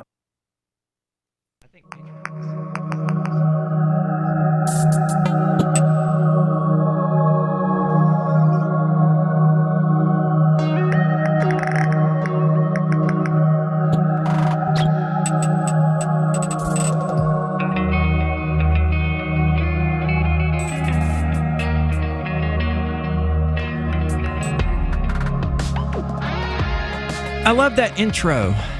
It falls apart so quickly, though, and just stops sounding so awesome. About right where we cut it off, it just starts sounding like a pretty generic heavy metal song. But that first part is very well done. So welcome back to the Call to Freedom. You're invited to give us a call at 603-283-6160. Again, that's 603-283-6160, or you can use the Discord call-in lines, which you can find at discord.lrn.fm. And I have just made a note to delete and recreate the IFTTT posts because they don't seem to be working. I've now tested it 3 times since. They were turned off. They probably turned off automatically when I deactivated my Facebook account for that extended period. Yeah, that's probably it's probably what happened. That's why the Podbean broke. That's why it didn't. Yeah. That's why it stopped auto posting to Facebook. Yeah. Okay. And I didn't go back through and re-authenticated. I did that earlier, so this is why we got to check stuff. I have the same problem. Like every once in a while, I need to go back and check to make sure everything is working. Yeah. Like I do a pre-record, a pre-test for every show that I do, and then I also every once in a while I'm just like, let me see if the stream still works, and just like run the video and go and check from another computer on another internet connection. Interesting. It's interesting what Good idea. what you might find or discover. Like I found that we had like an issue with our SSL certificate for the stream. Oh, The that's site right, worked yeah. fine, but I don't know if it was like 30 shows I did with a self-signed SSL certificate, or oops, if it was if it was just like a couple of shows, because I've had other people watch the feed. I know for sure, and nobody has said anything about it. So could be their players just don't care. it may have just occurred, like just I don't know what exactly happened, but it just might have just occurred that past week, and I don't know. I had no rational explanation for why it happened or when it happened or anything really. Well, I mean, that's kind of the thing, is that, we set up these things, and because we're all tech people, we set them up correctly, obviously. Yeah. And we just expect them to work after that. But they don't necessarily. No, but you can have certificates that expire. You can have. But it's a foreign concept to us, I would say. Well, the expiration on the SSL certificate is certainly one thing, but to me, I know that I set up this thing correctly. It's all automatic. Barring some bizarre glitch, it should continue working until the end of time. Yeah, basically. You would hope, but I think in practice, in the real world, stuff happens. Stuff breaks. Stuff breaks. It does. Whether it's a piece of hardware that fails, or an SSL certificate that expires, or I don't even know. Somebody hacks into the system. I mean, it may almost never happen, but one of those things is bound to happen at some point, and probably multiple points. Maybe you forgot to turn on, I don't know, one time I forgot to turn on the mixer. So there was no audio for an entire show. And now you know why. Oops. Every show I pre-test to make sure that everything is working before I begin a show. Yeah. It's just because it just takes that one time where you forget to do something and you didn't do that test, and then all of a sudden you do 3-hour show, and it's like, what a waste of time.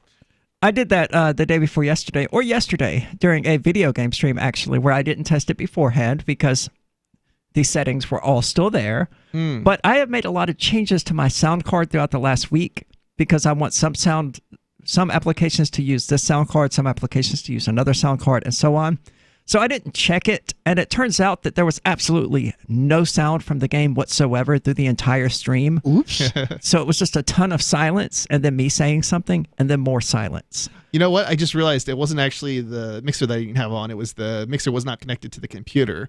So the recording and the stream had no audio from the microphone, but I could hear myself because my headphones are hooked up to the mixer, and the mixer was doing output, so I could hear my voice, but it was not being recorded by the computer.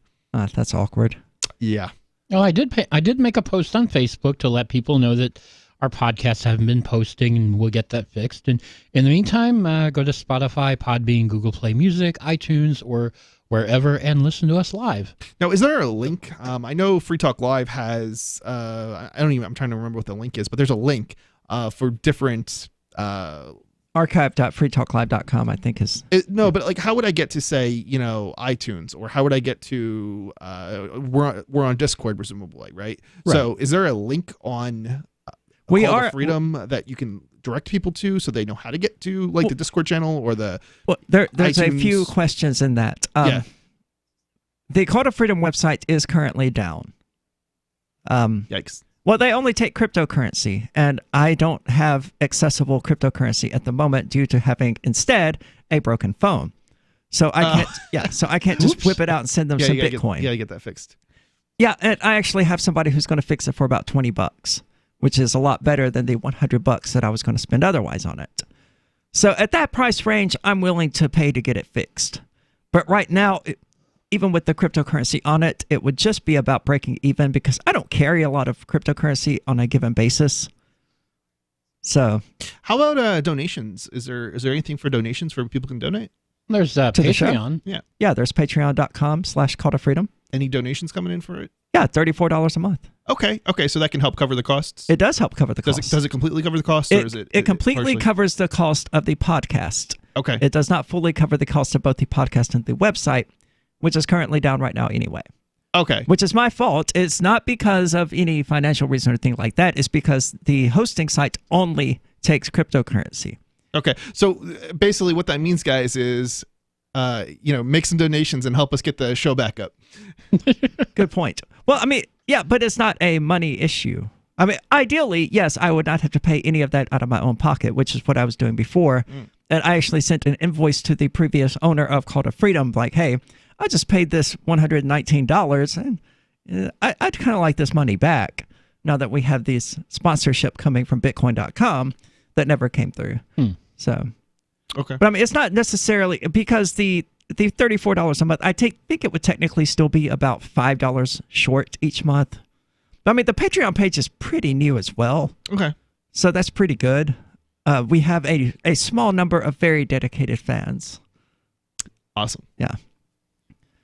But yeah, fully, no, it would not cover the cost of both the websites and the podcasts, primarily because there's some conversion fees in there in getting this money into PayPal and then converting it somehow into Bitcoin and then sending the Bitcoin to the web host.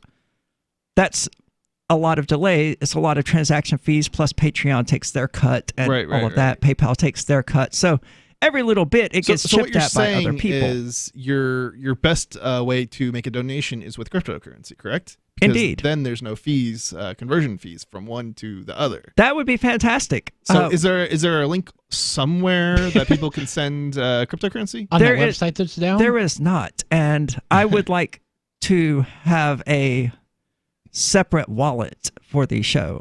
That's what I do for Freedom Decrypted. Yeah, that isn't accessible to any one party, maybe a multi-signature wallet or something like that. That's actually probably a good idea. Yeah.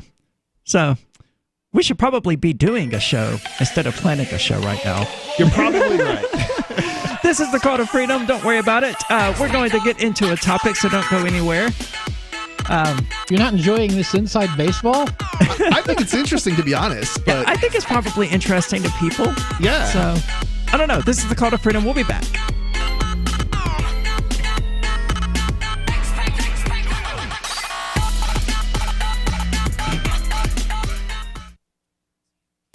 The Free State Project has reached its goal of 20,000 liberty lovers who've pledged to move to New Hampshire and get active to achieve liberty in our lifetime. Perhaps you're trying to figure out what part of New Hampshire should be your destination. If so, consider Keene. You'll find more than 150 reasons to move to Keene at move.freekeene.com. Keene is famous for its historic, publicity-generating activism, as well as being the liberty media capital of the world. It's home to freekeene.com, New Hampshire's destination for liberty activism, news, and opinion. For years, we've been compiling over 150 reasons to move to Keene at move.freekeene.com, where you'll learn about some of what's happening here and what makes Keene a great place to live. If you love liberty, you'll probably enjoy anywhere you end up in the Shire. But do your due diligence first. Please visit move.freekeene.com for the full list of over 150 reasons to move to Keene. That's move.freekeene.com. Cell 411 is a free app for Android and iOS that replaces government-controlled 911.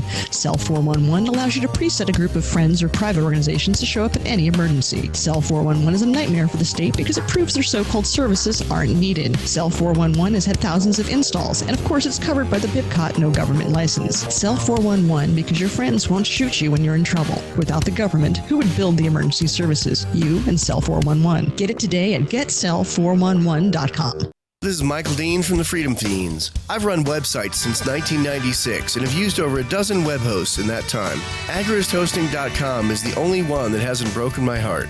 Agrist Hosting's uptime and service is stellar, and their DDoS mitigation is the best I've seen. That's important because if you tell the truth in this world, you'll ruffle feathers. And some people will try dirty tricks to silence your voice. No matter what the haters hit us with, Agrist Hosting keeps our websites online. If you have a mission-critical commercial presence or a world-changing activism site, you cannot tolerate any skullduggery. So go with agrishosting.com. Have a WordPress or blog site, but you're not satisfied with performance or uptime? Or just want raw hosting? Want to pay with Bitcoin? Agris Hosting specializes in high-performance hosting with personalized service. Go to agrishosting.com and click on the button that says Get Hosted. That's agrishosting.com. Did you know we've taken our LRN.FM telephone listen line to a new level with the LRN.FM audio on demand line? Now you can call 712-770-8447 anytime and listen to LRN.FM's live feed. And you can listen to a bunch of our original shows on demand. Long distance fees may apply. Just dial 712-770-8447 and choose from the menu. 712-770-8447. We have some good news. The indictments against Ross Ulbricht in the District of Maryland were dismissed with prejudice, meaning they can never be refiled. This is especially good because those indictments contain the only charge ever made that Ross engaged in murder for hire. This was a serious allegation that Ross Ulbricht denies. It was never prosecuted or ruled on by a jury, but was trumpeted by the federal government and the media as if it were proven fact. The Maryland court held these indictments for almost 5 years, poisoning Ross's case and leaving him under a cloud of unproven allegations.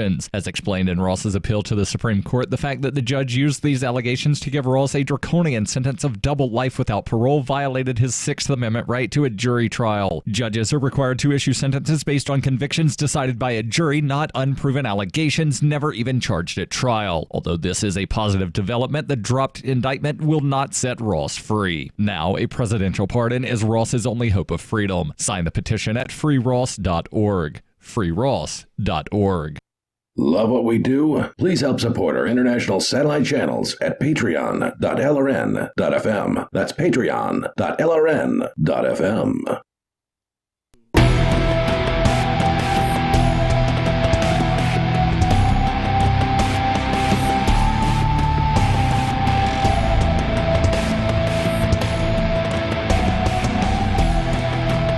Welcome back. This is the Call to Freedom.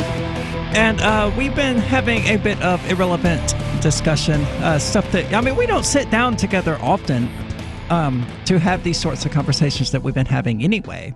Almost never, to be honest. Yeah. So I don't know we've ever really had this discussion. No, I don't think so. It's a good conversation to have. Yeah. So, but Chris, you actually have a story now. I do. About censorship.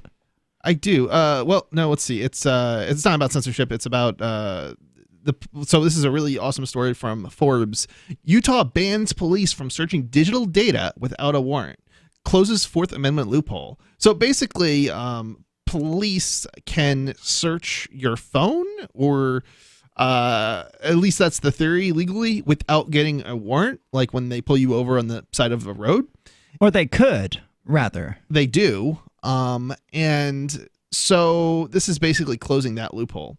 Good. And interestingly, it's a Utah of all states that have passed this law. Because it's interesting because just last week I feel like it was like they were talking about passing a law that would mandate that all electronic devices have a censorship filter built into them. Now, how that's supposed to work with something like, I don't know, a USB switch? Yeah, that's impossible. Or like just not even a USB switch, but even just like a Ethernet switch that doesn't have any onboard firmware or anything of that nature. Everything is done in hardware. How is that supposed to work? I could understand that you could do it with a phone or a computer, but there's all sorts of electronic devices that don't really have the mechanisms to do some sort of censorship filter. And then what would they be censoring? That's the next question. Porn. What, a USB switch? You be censoring porn between like isn't that what they wanted to and the do? Computer? I mean, isn't that what they sought to do? Wasn't that the entire point? It was about porn and protecting the children. I put that in quotes. But yeah, I mean, so the state and this is the state with the Mormons, and yes, it is. It's a very it's got very its own, socially conservative. Yes, it's got its own special underwear. That's not where I was going with that, but that's true too. No, I mean, it's got its own I don't know what the word I'm looking for, but it's its own special underwear. It's got its own special culture. Yeah, Right. it's got its own different culture, and yes, definitely a conservative-ish culture. I don't necessarily know. I mean, I've been around Mormons, and I don't necessarily know that it's the same as like the South or conservatives or say the Middle East conservatives. I feel like they each have their own. There's differences, but nonetheless, absolutely. But yeah, the Mormons seem to be very anti-porn, to say the least, and it may not be to the same degree as people from the Middle East, where if you in some places where if a woman does not have her headscarf on, a full veil, it's like she'll be stoned to death. I think that's only Saudi Arabia. I don't even think it's Saudi Arabia. I think it's like Afghanistan. But yeah, I think Saudi Arabia does have like full veil requirements too. But I don't necessarily know that they would stone a woman to death if something got exposed by accident or something. I don't know. People are nuts. Yeah, I mean, some places are more. They take it further than other places, and certainly there's certain places in the Middle East that women. I don't even know they have to have. Definitely, they don't have to have a full veil. So the face basically is covered, so they can expose the face, but they still have to have the rest of the veil to cover the hair and stuff like that.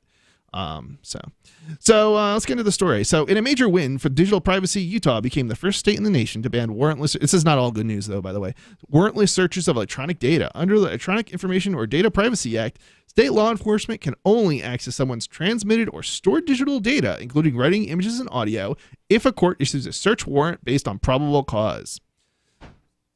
So far, good news. So if they pull you over and they want to search your phone, it is now it is recognized by the courts as being an unreasonable search. Right. And so the reason, essentially, there's an exception to the whole warrant requirement for people transient in vehicles anyway, and the logic is something to the effect of, because you can leave, you can move, you can get away essentially, and they can't go and get a warrant and then come back later. That the officer could. only needs to have probable cause themselves. They don't necessarily have to get the warrant. So as long as they have probable cause, they can theoretically search the phone pretty much in any other state, I guess, at this point. And it can any evidence they find would be usable in court. But yeah.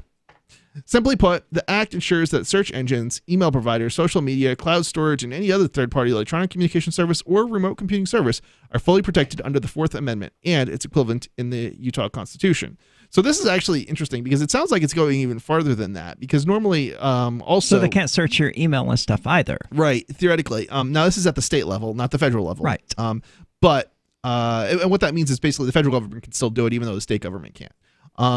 So you still want to preferably have your own email server set up in your own building or wherever you're renting your office or whatever, and not necessarily use Gmail, because once you use Gmail and the emails are stored on Gmail servers, all of a sudden they don't need a warrant to get access to that either necessarily. And you don't have control over it. You can delete a message in Gmail, but you can't be sure it's actually gone. Right. It disappears, but you don't know you don't know if they're just hiding it. So from what my interpretation of this is that now the government, the state of Utah, basically police, will have to get a subpoena in order to gain access to those emails. They can't simply ask Gmail to hand those emails over. HB 57 also contains provisions that promote government transparency and accountability. In most cases, once agencies execute a warrant, they just then notify owners within 14 days that their data has been searched. Even more critically, Good Lord. HB 57 will prevent the government from using... It's not a requirement that you have to be there at the time that these searches happen? It's apparently not. Well, I mean, I think they're talking about cloud search, third-party services. So yeah, but still, it seems like you should be required by law to be be notified there. of a search. Well, yeah, I mean, basically, your what you have in your home is protected, but what somebody else has on you is not protected, and that's the key thing. Okay. So HB 57 will prevent the government from using illegally obtained digital. Now this is also interesting. So if they do illegally obtain the evidence, they will not be allowed to use it in court. So that's an interesting argument to bring up, at least in Utah for now. Hopefully this gets passed in other states, except without some of these exceptions, because I'm not a fan of exceptions. But in a let's see, in a concession to law enforcement, the act will let police obtain location tracking information or subscriber data without a warrant if there's imminent risk of death, serious physical injury, sexual abuse, live stream sexual exploitation, kidnapping, or human trafficking. So this is basically... Those are all pretty vague. Yeah, they are. And it's going to be used to attack sex workers the same way that all human potentially trafficking does. I mean, so this is an exception that's already carved out in law. Like normally, if a police officer hears somebody screaming, because they're being raped and they're screaming for help, they can enter without a warrant the property. Okay, I mean, it's stuff they're already doing. Yeah, it's stuff that they're already basically allowed to do, and this is just kind of expanding that within the context of this law for digital data. It's still kind of problematic because what could possibly be stored within your emails that could help them find you during a crime you're committing that they couldn't find through some other mechanism or through information that they already have access to? Yeah, I think one of the, essentially, it kind of makes me wonder, like, considering how broadly they probably are defining sexual abuse, as a good example, probably, it probably means that they're essentially they're not required to have a warrant if somebody is, I don't know, like they suspect somebody of some sort of. Well, what does Utah consider to be sex abuse? Masturbation? I don't know, but yeah, this is, and they call that self-mutilation from what I understand. So if a 13-year-old is, doing the deed to himself, that would theoretically, they consider that to be like basically rape, in a lot of states. It's absurd, but raping himself. Yeah, There's a legal term for it, and it's from what I understand, it's self-mutilation. I know they use that in prison. Yeah, but I didn't know there was anybody out there trying to use it in wider society. I do believe that is the case. Yeah, and it's not maybe everywhere, but it's crazy. It exists outside of the prison system. That is crazy. This is the Call to Freedom. We're going to talk more about Utah's crazy laws, so don't go anywhere. Are you a cryptocurrency advocate? The Crypto Tip is the ideal outreach tool to help new people discover cryptocurrency. It's a printable business card-sized tip that you can give to service providers, preferably in addition to a good cash tip. When the server scans the QR code, it'll bring up an explanation of cryptocurrency, how to install a wallet, and allow them to claim the tip. If they don't claim the crypto, you get your tip refunded to you after a time period you specify. Plus, if they do claim the tip, you get an email alert. Create as many tips as you want at cryptotip.org. That's cryptotip.org. Is spreading the message of liberty, cryptocurrency, and peace around the globe worth $2 per month to you? As you may already know, in addition to our internet feed, LRN.FM broadcasts on free-to-air satellite across North and Central America, as well as Sub-Saharan Africa. And we've been available on satellite for free 24/7 since 2010. The LRN.FM free-to-air satellite signal is reaching some of the most oppressive regimes in the world, and there's no doubt our ideas are making an impact. You can learn more about the channel's impact by watching the 3-minute video at fund.lrn.fm. If you'd like to help free minds globally with our ideas of liberty, cryptocurrency, and peace, you can donate as little as $2 per month via fund.lrn.fm. You can help us continue and expand our satellite broadcast to multiple continents. Visit fund.lrn.fm today, and thank you for your help. Don't forget to share the link on social media. That's fund.lrn.fm. Some of you asked, and now we've delivered. LRN.FM's live Keene, New Hampshire studio shows are now streamed in HD on Twitch. Visit our channel at twitch.lrn.fm and give it a follow. If you have Amazon Prime, you get 1 free subscription on Twitch. If you use it on our channel, Twitch will give LRN.FM a monthly piece of your Prime subscription cost. So please watch, follow, share, and subscribe to twitch.lrn.fm. That's twitch.lrn.fm. Did you know you can legally exit the U.S. federal income tax system? Well, it's true, and thousands of American nationals are doing it. The 16th Amendment and the Internal Revenue Code are legal, but only in a limited jurisdiction. This is the basis behind the voluntary nature of the income tax. Learn the exit strategy provided by Congress. Find out more by visiting weissparis.com and watch our numerous videos. That's WEISSparis.com. Did you know you can listen to LRN.FM via our free-to-air satellite channels? We have channels over nearly all of North America and much of Africa. All you need is an affordable receiver and a dish as small as 30 inches. There are no monthly fees. Learn more at sat.lrn.fm. Plus, if you are a broadcaster or want to be one, this is a good delivery method for our content. See our coverage maps and get details at sat.lrn.fm. That's sat.lrn.fm. sat.lrn.fm. Hey, I'm LRN.FM Program Director Ian Freeman. If you're listening to our free-to-air satellite feed in North or Central America, heads up! We've been on the Galaxy 19 satellite since 2010. But now our satellite provider is moving LRN.FM to a new channel on a different transponder. The current channel will stay on the air until the end of May to give you time to transition without any loss of service, so don't delay. I've posted the new channel details at sat.lrn.fm, but in case you're listening with no internet access, if you do a blind scan on your receiver, you should see the new channel at transponder 6, 11.8425 GHz, horizontal polarization, symbol rate 22,000, FEC 3/4. All that information is at sat.lrn.fm, as well as a link to our Patreon, where you can support our channels for just $2 a month. Visit sat.lrn.fm for more information about our international satellite channels, and thanks for listening to LRN.FM.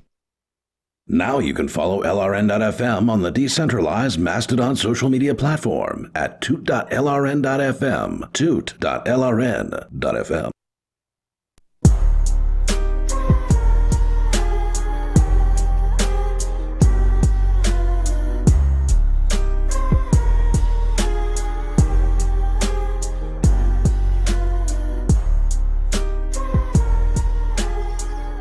Welcome back. This is the Call to Freedom. As always, you're invited to give us a call at 603-283-6160. And we would like to remind you that our podcasts, as we've been discussing, have moved and are no longer located at Spreaker. Instead, you can find them on Podbean at calltofreedomlive.podbean.com. You can also find them on Spotify, which I need to check and make sure is still working based on all of the issues we've been having. The iTunes Store, and Google Play Music, which I also need to check into now that I've brought up the topic. Because for all I know, those aren't still working. We can find out. I use Spotify a lot, not ordinarily to listen to the show. I'll be honest, I don't listen to the show. Yeah, we do the show every day. We don't listen to it later. I do listen to Free Talk Live when I'm available, and Freer Talk Live when I'm available, but I don't. And I spot check our shows before I upload the podcast and things like that to make sure everything is still recording properly, that our volume levels are still right, and all of that good stuff. Yeah, shows on Spotify. Well, yesterday's show was just uploaded 2 hours ago. Yep, that's exactly right. So that's good news. I haven't checked it. But Spotify is still working. So we were talking about these insane laws in Utah. Well, in this case... Well, yeah, I guess the law they were proposing was insane. This one's not. This one I think is pretty good. I mean, other than their exception here. So yeah, backed by the ACLU of Utah and the Liberatus Institute, the act went through 5 different substitute versions before it was finally approved, without a single vote against it. Without a single vote against it. Now that is amazing. Last month, HB 57 is slated to take effect in mid-May. Ensuring that the Fourth Amendment is still relevant can sound like an obvious common sense reform, and it is. Yet Utah's new law is also a surprisingly radical break from the status quo, thanks to the third-party doctrine in 49 states and on the federal level. The government can access a striking amount of private data without a search warrant simply by working through third parties. Yeah, I mean, this is basically what I was saying. I mean, it's pretty crazy the amount of like exceptions to your rights that have been carved out over the years, and it was back in the 70s that they actually carved out this particular one. So back in the late 1970s, the U.S. Supreme Court issued a pair of decisions that upheld the warrantless searches of bank records and dialed phone numbers. And then, of course, it got extended. In both cases, the court ruled that the defendant's Fourth Amendment rights were not violated because they had no legitimate expectation of privacy, which sounds like utter nonsense to me. These were terrible rulings. And were. They're still affecting us today. Yeah. That's like contending that because I told Michael something in confidence, I should have no expectation of privacy if the police then, torture Michael to get it from him. It's like, well, you shouldn't have been expecting privacy in the first place. It's insane. Right. That's insane. Right. Since they had voluntarily conveyed the information at hand to third parties. What? Exactly. I don't even know that most people realize that they're even conveying that information to a third party. They're entering it into a machine. The fact that their information is then being recorded by a third party is unbeknownst to them. The third party doctrine, in other words, opened a massive loophole that bypasses the Fourth Amendment, letting the government collect reams of very personal information. Unfortunately, HB 57 does not extend to so this is what's also interesting. HB 57 does not extend to medical or financial records held by third parties, leaving Utahns still vulnerable to warrantless snooping. You know, you would think that's like, isn't that protected at like the federal level, like to a like really insane degree? Like things like HIPAA? No, HIPAA is not about protecting patient privacy. It's protecting the government's access to that information. Really? I thought it was all about protecting hospitals from litigation risks. Well, that too. But no, it's less about keeping your information private. It's more about making sure the federal government can keep access to it. I believe that would, I could definitely believe that, but that's definitely not how I remember it. Every time I read something, I always remember it being sold as, certainly. to protect your privacy. That's how they're going to bill it, obviously. Yeah, right? The P stands for portability. Last year, the Supreme Court narrowed the third-party doctrine in Carpenter v. United States by a margin of 5-4. The court ruled that accessing time-stamped mobile phone records, so this was another good ruling, known as cell site location information. Now, mind you, it was only a 5-4 decision, so yeah, this stuff could potentially be reversed. Qualifies as a search under the Fourth Amendment. A person does not surrender all Fourth Amendment protection by venturing into the public sphere. Chief Justice John Roberts wrote for the majority, where the government tracks the location of a cell phone, it archives near perfect surveillance, or achieves near perfect surveillance. Roberts warned, as if it had attached an ankle monitor to the phone's user. If the government wants to access CSLI, the Chief Justice bluntly told them to get a warrant.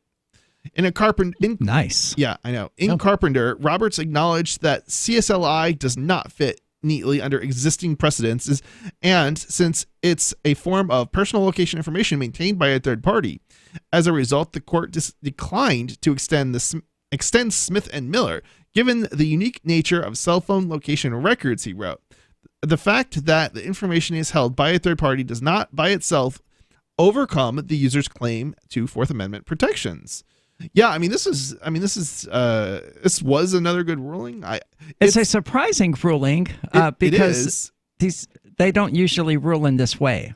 You know, they're usually like, oh yeah, the state can totally have access to all of your data. What do you mean Fourth Amendment? And they usually a lot of these rulings actually get rolled on in the wrong way because of emotional nonsense or some case that it's for the kids. Yeah, everybody hates the individual that is being targeted, and it's kind of reminds me of the ACLU and why they fought for essentially the Ku Klux Klan. And, a lot of people were in an uproar over, but they failed to understand that if you don't ensure the rights of those you hate, you will end up creating a precedent that can be used against you. Yeah, absolutely. And we all understand this. Right. You have to kind of stand up and, hold your nose and, fight for the protection of those you don't like. But unfortunately, most people are emotional and not logical, rational individuals. And even the Supreme Court, unfortunately, I can think of a number of rulings that have occurred over the years where the decisions were clearly emotional based rulings and not rational, logical rulings. And then we all end up suffering as a result from it. Certainly, I think hate crime laws are probably one of the best examples, as we were talking about earlier, and how they're ultimately used against the people that they were supposed to protect in the first place, because eventually they get to a point where they're just protecting the state. Yeah, absolutely. It's certainly a perfect example of that sort of thing. I don't necessarily know that we've seen any of that go up before, like the Supreme Court, but I certainly think that's something that should be overturned. The Supreme Court ruled that you have the right to flip off police officers. Yeah, that is true. So I guess in the case of the give it a try though and see what happens. I am good on that. I can guess what would happen. I am imagining that probably would override the protection of police or being categorized as a special category of user or person, individual that is protected, right? So it's not necessarily everybody who's protected. You can flip off potentially, another white person, but you can't do the same thing to a black person if you're white. Yeah, that's a good question. So if you're white and you flip off a black cop, is that hate speech? I think the answer would be no, it's not, because of the way the U.S. ruled in that one particular case against cops. But I don't necessarily think that if you did it to a non-cop, I think theoretically that it would constitute a hate crime still, because they didn't overrule the hate crime law. They simply said that you can say whatever you want to a cop and you can't be persecuted for it. Did they go that far? I thought it was just is that not flipping them off? Is that not what flipping off would be? I mean, I guess flipping they didn't someone off is technically. speech. I think that essentially what the ruling was about speech, right? So interesting. We should look more into this, because I don't know if it was that broad. It's a good question. Is usually these things aren't that broad, but I would suspect that if you tried to fight it, if you bringing it to the Supreme Court again, I think ultimately that's what they're going to rule. But you're right. It's a lot of these things are pretty narrow, so using it. You may not be able to, or the prosecutor may argue against it at a lower level, and you might lose based on the fact that that was narrow, even though they would still rule the same way at a higher level if you continue to fight it and it keeps going up to the Supreme Court again. I wouldn't recommend doing it anyway, because if you're flipping off cops, they're going to find something. They'll find something else, quote unquote, legitimate to get you for. Yeah, disorderly conduct. Maybe you didn't use a blinker at some point, and they pull you over and tag you for that. They'll find something. They will. They definitely will. They'll make it up if they can't find something, too. You think so? Oh, yeah, because they know you're going to have to fight it, and that costs money and everything else, or you'll just plead guilty. So, good point. Yeah, cops suck. And this is the Call to Freedom. Don't go anywhere. We're going to talk more about this, so stay tuned.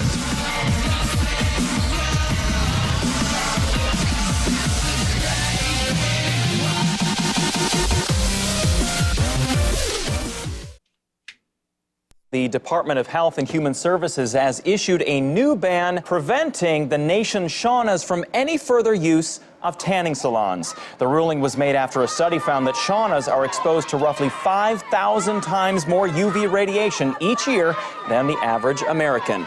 They are at a very high risk of developing melanoma and orangey leathery skin. Saunas, you are tan enough. The nation's saunas have reacted negatively to the ban. I don't care what the government says. I just won $15 in scratches, so I'm getting a freaking tan. This sucks. None of us have time for this. We've got Tammys at home to raise. In an Onion News Network poll of saunas across the country, more than 30% argued that a pale complexion will negatively affect the size of their tips at Ruby Tuesdays. And more than half have said that their boyfriend's dentist liked them tan. And he's the father of their second child, so they want him to stick around. This is the Onion News Network. Now that you've found the Liberty Radio Network at LRN.FM, you may want to help expose others to our great programs. To assist you in doing so, you'll find resources at promote.lrn.fm, including details on how to get a free bumper sticker, quarter-page flyers you can print out and distribute, banners for your website, as well as files that will allow you to make your own custom banners and graphics. Visit promote.lrn.fm and help bring new listeners to the Liberty Radio Network. That's promote.lrn.fm. Did you know that Free Aid is a mutual aid, educational, and networking organization? At Free Aid, we support volunteers who provide first aid. We do outreach to the public about health and safety, and we bring together medically skilled freedom lovers. Free Aid is made possible by your generous support. Donors can receive great gifts like first aid kits, t-shirts, silver dime cards, and hoodies. The Free Aid Silver Dime Card Project is sponsored in part by Roberts & Roberts Brokerage, Freedom's Phoenix, and Don't Tread on Meme. Visit fr33aid.com. More of the Call to Freedom is coming up next, live after the news on the Liberty Radio Network at LRN. This is the Liberty Beat, your daily source for Liberty news and activist updates. Produced in partnership with SNLS News and listeners like you. Online at libertybeat.news and snls.news. I'm Mick Murrow with your latest edition of the Liberty Beat. Gold is trading at $1,273, silver at $14.90, and Bitcoin is trading around $5,605. Today's prices are brought to you by InnoScale. Take off with Managed Cloud. Looking for a safe, secure way to store your important files online? Let InnoScale handle it for you. Their high availability cloud servers are the perfect solution for clients needing one or more secure, scalable servers with built-in hardware failover protection. For details, see them online at InnoScale.net. In the news, in what critics denounce as the Trump administration's latest attack on women's rights across the globe, U.S. officials are reportedly threatening to veto a United Nations Security Council resolution seeking to end the use of rape as a weapon of war over its language on reproductive health. The Mind Unleashed, citing The Guardian, said that Trump officials are objecting to the resolution's language on victim support from family planning clinics. In recent months, the Trump administration has taken a hard line, refusing to agree to any UN documents that refer to sexual or reproductive health on grounds that such language implies support for abortions.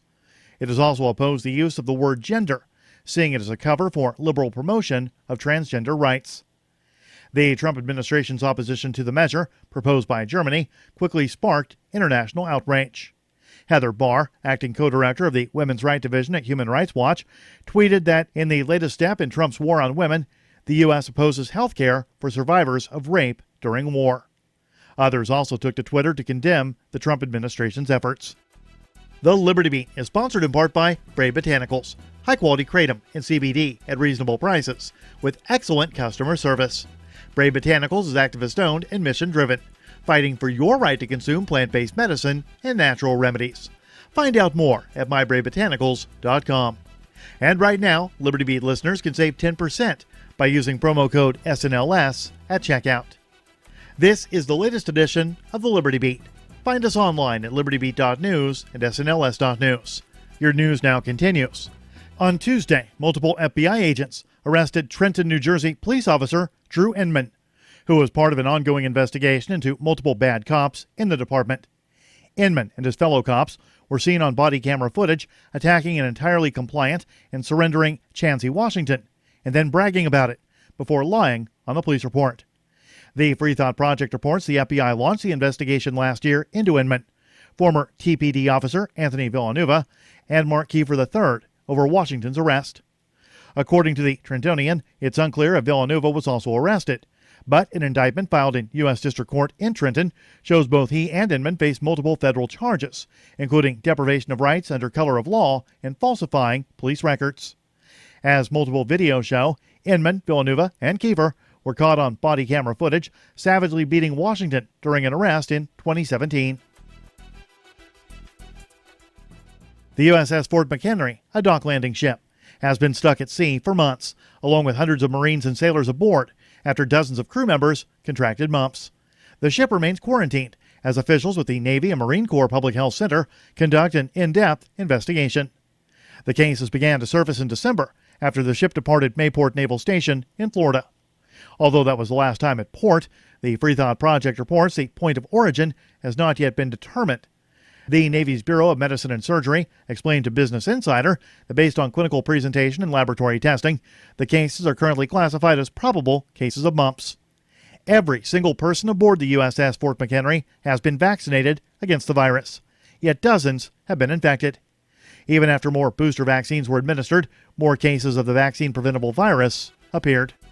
Support for the Liberty Beat comes from the Conscious Resistance Network, featuring videos, news reports, and articles from a spiritual anarchist perspective. Experience the Conscious Resistance at theconsciousresistance.com. How would you like to have your business featured on the Liberty Beat? You can. Just send an email to libertybeat@snls.news for details. This is the Liberty Beat, produced in partnership with SNLS News and listeners like you. The Liberty Beat is online at libertybeat.news and snls.news. I'm Mick Murrow, reporting for the Liberty Beat, reminding you, spread liberty with a smile. According to a report released this week, people who paint themselves silver and pretend to be statues earn, on average, $10 million per year. The Onion sat down with economist Mark Cosgrave to learn more about the money-making potential of this highly lucrative employment path. There's no more profitable career at the moment. If you compare these positions to other high-paying jobs, say physicians or mechanical engineers, you'll find that those individuals who have outfitted themselves with silver-painted boxes and can move their limbs stiffly as if they were a robot are making literally hundreds of times as much. At this point, I would say that the only job that offers anywhere near that kind of earning potential is dressing up like Batman and allowing people to pose for photos with you. And those guys who play paint buckets like drums have historically done well for themselves.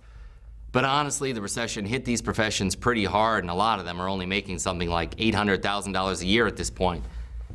It's barely even worth their time. This is the Onion News Network.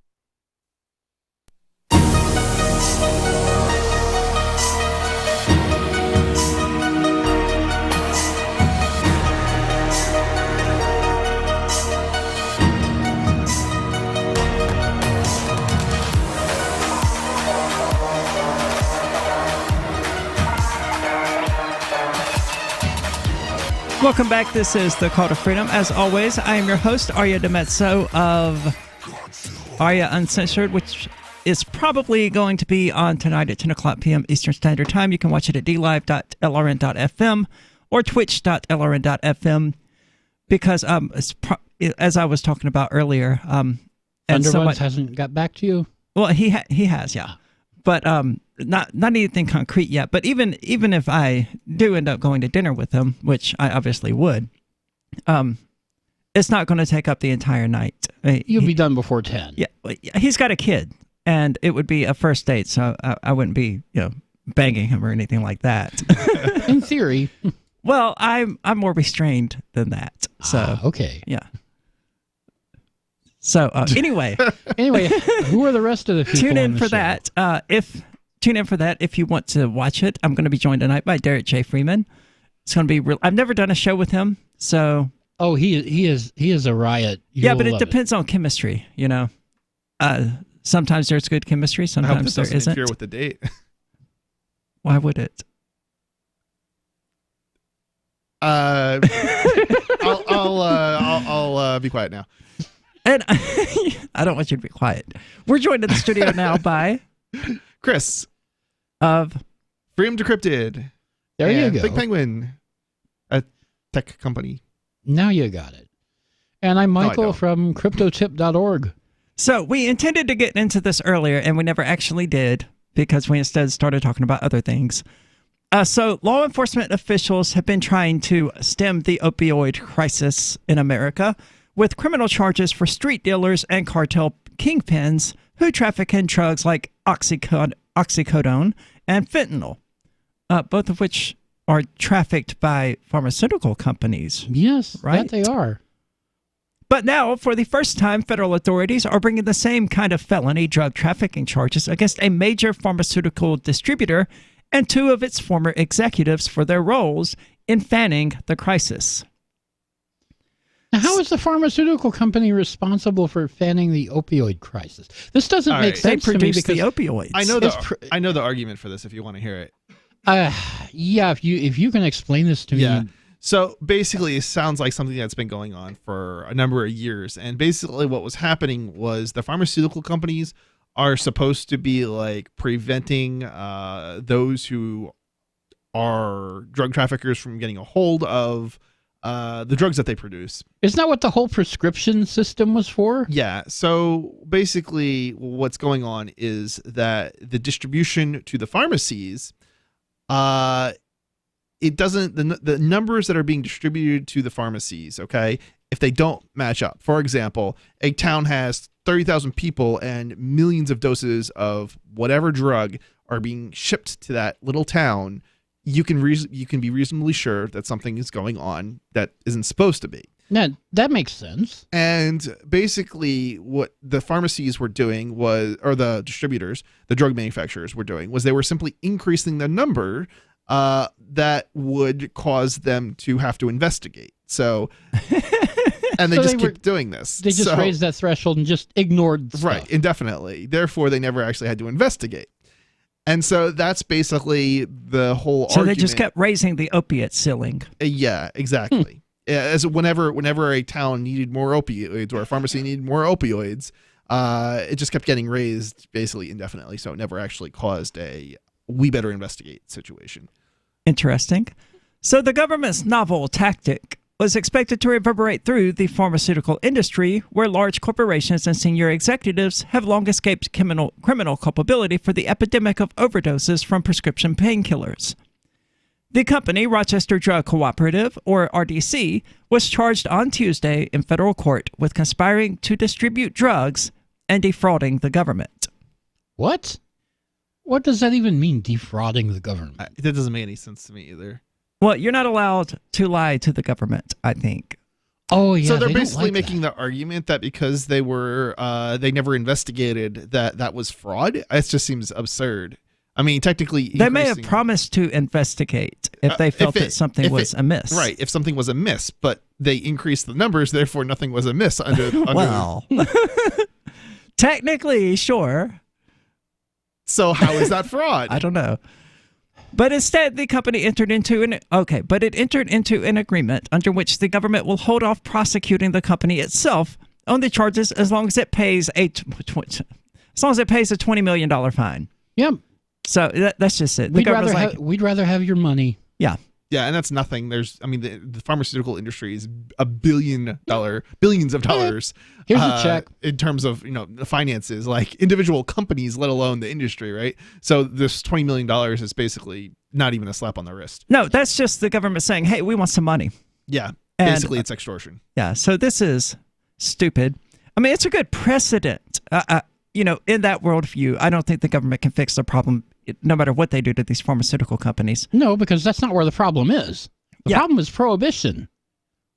Well, yeah, but I mean, even that won't fix the problem. It just makes it where we no longer consider it illegal. The problem is still there. The question is, what is the problem, right? And then, which I mean, is the problem... The problem is empty people leading desolate lives who turn to drugs as a means to escape the wretched conditions in which they found themselves. Well, some of them are. It, but others are people that need painkillers and can't get them and have to turn to street drugs. Right. I mean, I think that's a very small minority of people.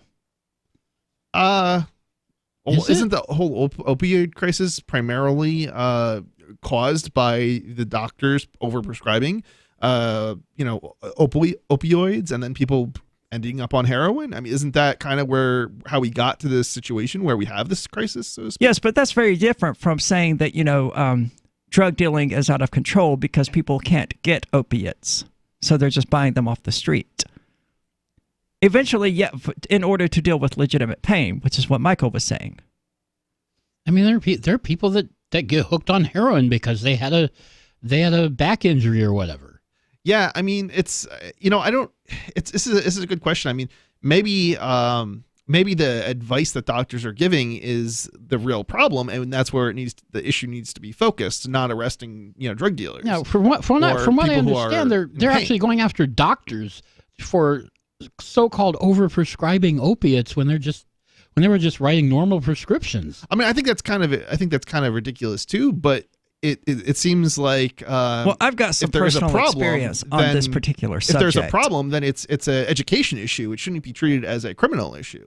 And it is certainly true that there are doctors who function as Dr. Feelgoods and who will prescribe you. I don't doubt it. My regular physician in Mississippi was the type who would sit down and ask you what you want.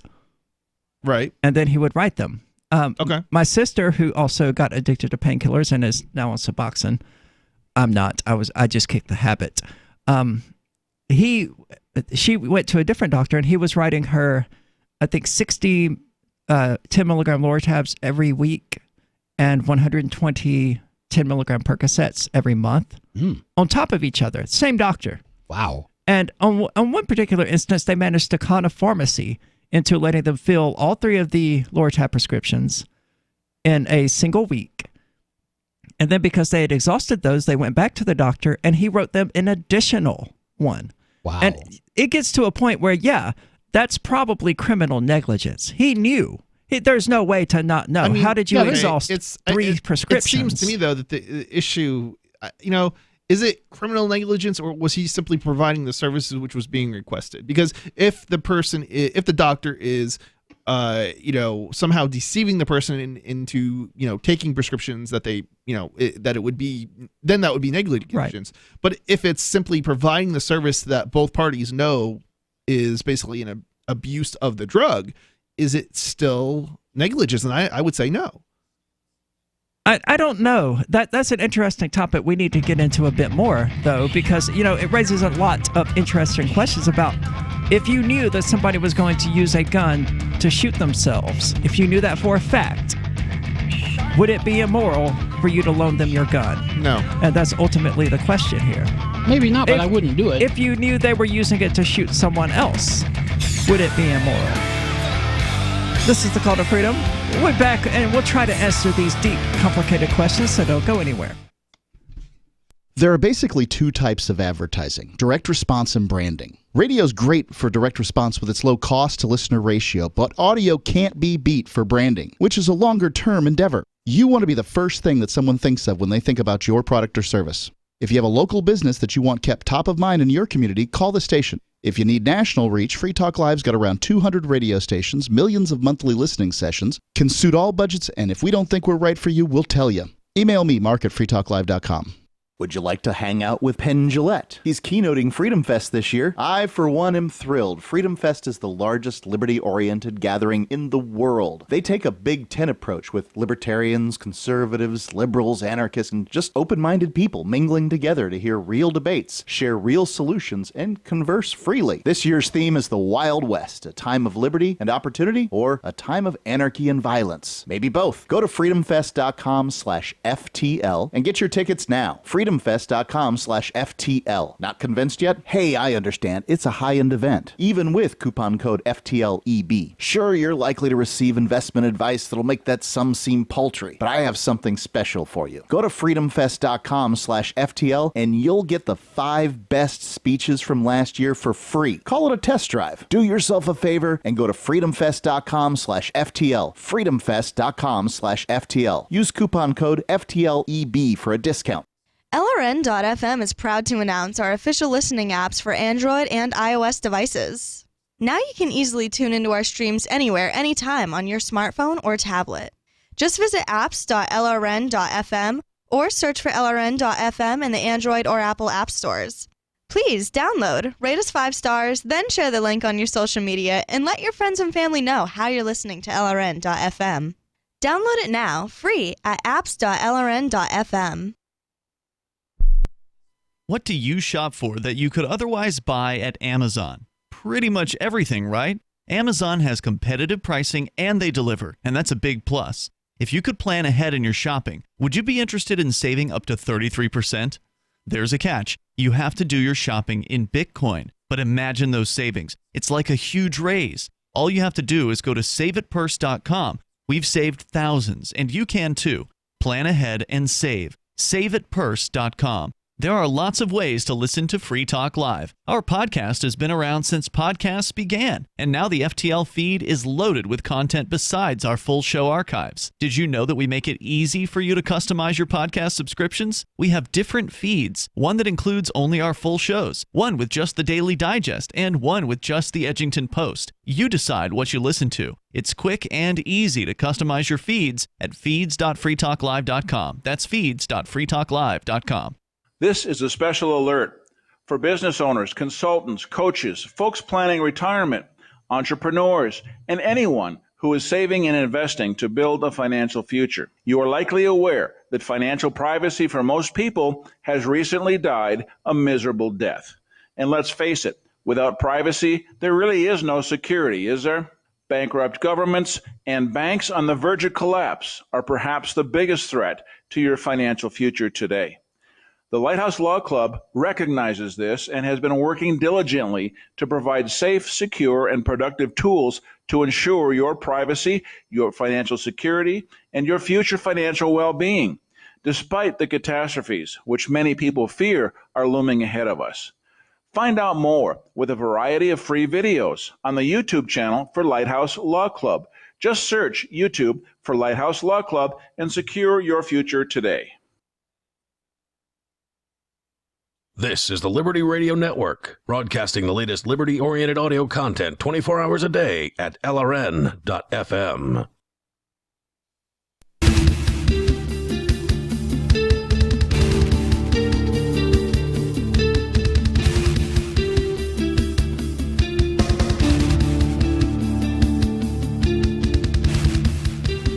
Welcome back. This is the Call to Freedom. Sorry about that. And you're invited to give us a call at 603-283-6160. Again, that's 603-283-6160. Or you can use the Discord call-in lines, which you can find at discord.lrn.fm if you would like clearer quality like you can only get there on Discord. And we actually have someone sitting in one of the Discord rooms now. Just sit tight, Liberty Phoenix, and we'll be over with you in a moment. So we've been having a conversation about whether doctors have any actual responsibility for overprescribing medication, and Chris seems to be taking the perspective that they are simply providing a service. I think if they're not, if both parties are knowingly, if the doctor is at least either knows or made the patient aware that this is not how do I say this, appropriate, or this is not dangerous. Yeah, this is dangerous. I think then at that point, it's not immoral, I guess. Well, the doctor took the Hippocratic Oath, do no harm, something like that. I don't know. I think when you're forced to take that oath, is it legitimate? And I would argue, are they forced to take it? Yeah, they're forced to take it in order to get the degree, and the degree is required. Oh well, it's definitely not legitimate. Then it's extorted from them, basically. Right. I would be concerned about going to a doctor who did not voluntarily submit themselves to that oath. However, I think you're right, but I think at the same time it invalidates all oaths as a result. Like, you can't know which doctors legitimately took the oath and which ones didn't, because they're all forced to. That's true. But I mean, you can certainly get a feel for it. I didn't know it was forced. It certainly explains a lot. But you can certainly get a feel for it by visiting the doctor. Like my regular physician here at Planned Parenthood, I have absolutely no doubt whatsoever that she's in medicine because she wants to help people. Sure. She almost certainly would have taken the Hippocratic Oath voluntarily. Versus the doctor I'm thinking about in Mississippi, Dr.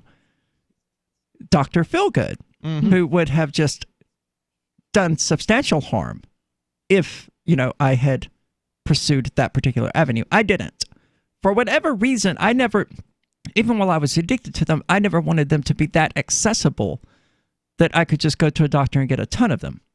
To me, that's how you that's how you take a relatively innocuous painkiller addiction, an expensive but innocuous painkiller addiction, and turn it into a life-destroying heroin addiction. Yeah, I mean, I think this is an issue. This is certainly a health issue, and it should be treated as a health problem, not as one where not as a criminal problem. As a criminal issue. But if it's a health issue and you can't trust the doctors to deal with it responsibly, because they're just looking at people as customers. It takes two parties. So you can't trust the state to deal with it. Right. Well, nobody on this show is suggesting that we have the state deal with it. That's true. I think ultimately it took two parties to make that bad decision essentially happen. You had the doctor, who was probably not making the most ethical of decisions.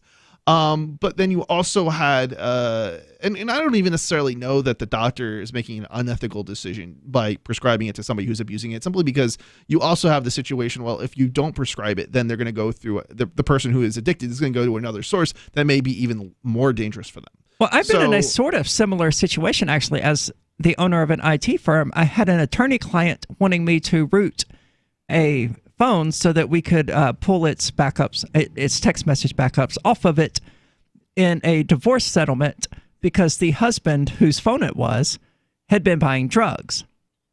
Okay. And the wife wanted to use that against him in order to get more money or more custody of the kids or whatever. I don't know exactly what the details were of the case.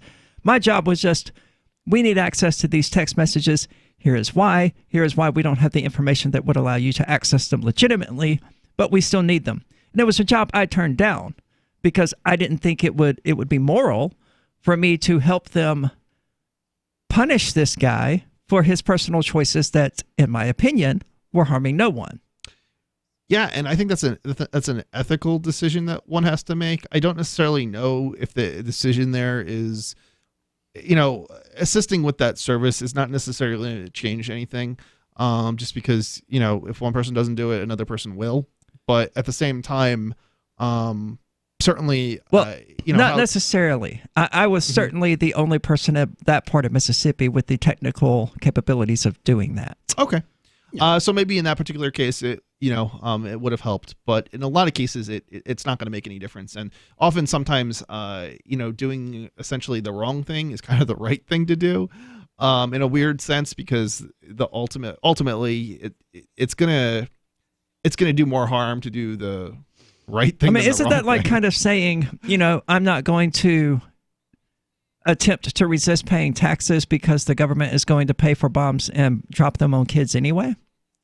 Isn't that essentially the same argument? Sounds like it to me. This is already going to happen, so it doesn't care so it doesn't matter if I protest it. I'm probably thinking about other circumstances, more like supplying hardware to the government or something of that nature.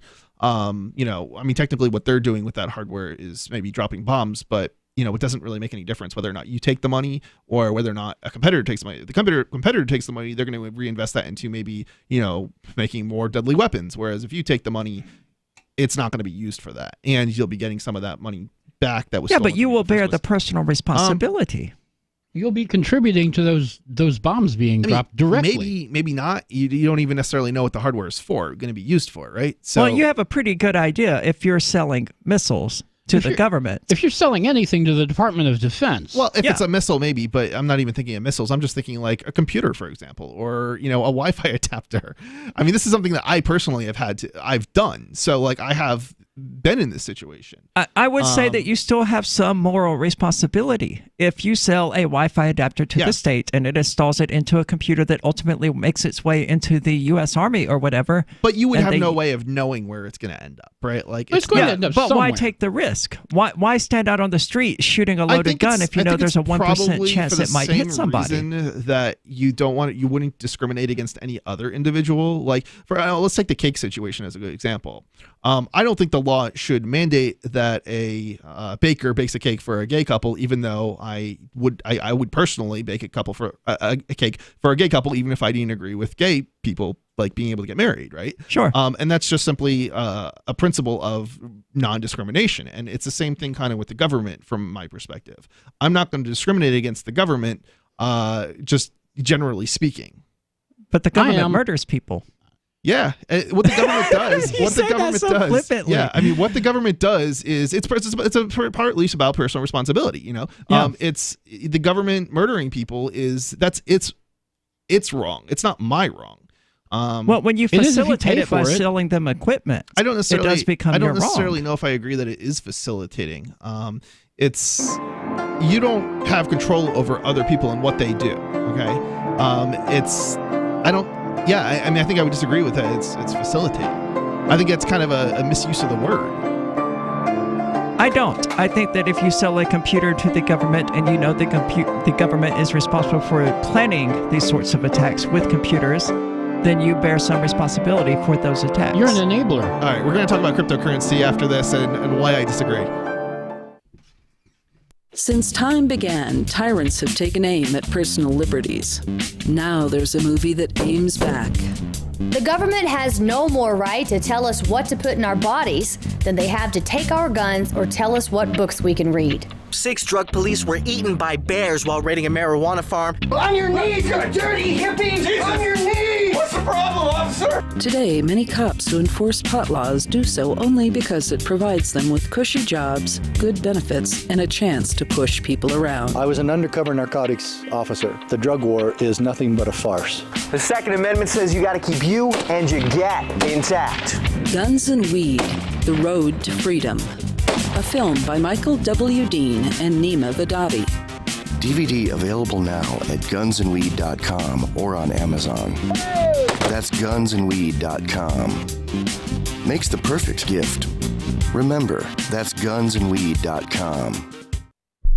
Looking for a great real estate investment? Consider New Hampshire, which is ground zero for the Liberty Movement. Your first call should be to Mark Worden from Porcupine Real Estate. He's more than just a real estate agent. He's your New Hampshire concierge. Where are the best places to live? Do you want farm, city, the burbs, or forest? Do you want a duplex or multifamily building so that renters pay your mortgage? There are homes in all price ranges in New Hampshire, and Mark can help with financing too. Invest in Liberty and property. Mark Worden can help. PorcupineRealEstate.com. Uncovering the secrets and exposing the lies. That's what the readers of freedomsphoenix.com get every day.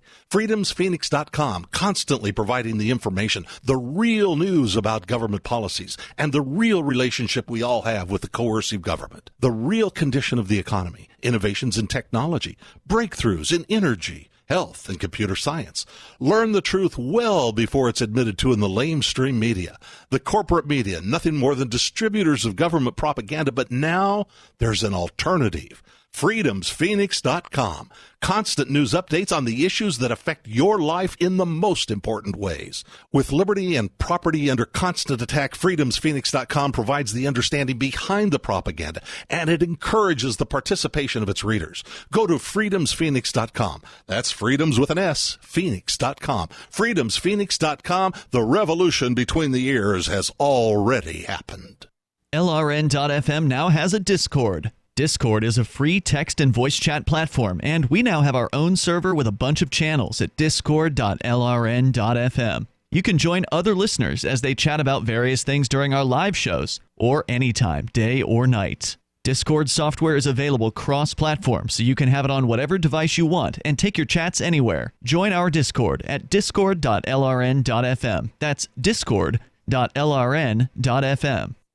Why did you move to the Shire? I moved here to the Shire because there's other people around who take liberty just as seriously as I do. I moved to the Shire because I saw videos of people challenging authority and thought that I could get support myself. It called to me, like, do this, right now. I wanted to be around people like me who got it, and once I got here, I knew there was nowhere else that I wanted to be. I've always wanted to change the world, so I moved to the Shire to join people who were actually working towards doing the same thing. The people here are awesome, loving, and positive. It was for the adventure and for the feeling of something important is happening here, and I just wanted to come to sort of be part of that. Visit shiresociety.com to read and sign the Shire Society Declaration and learn the reasons why, if you love liberty, you should immigrate to the Shire. Plus, connect with others via the forum at shiresociety.com. That's shiresociety.com. You can sign up to receive the latest about the Liberty Radio Network via our email updates at updates.lrn.fm. That's updates.lrn.fm.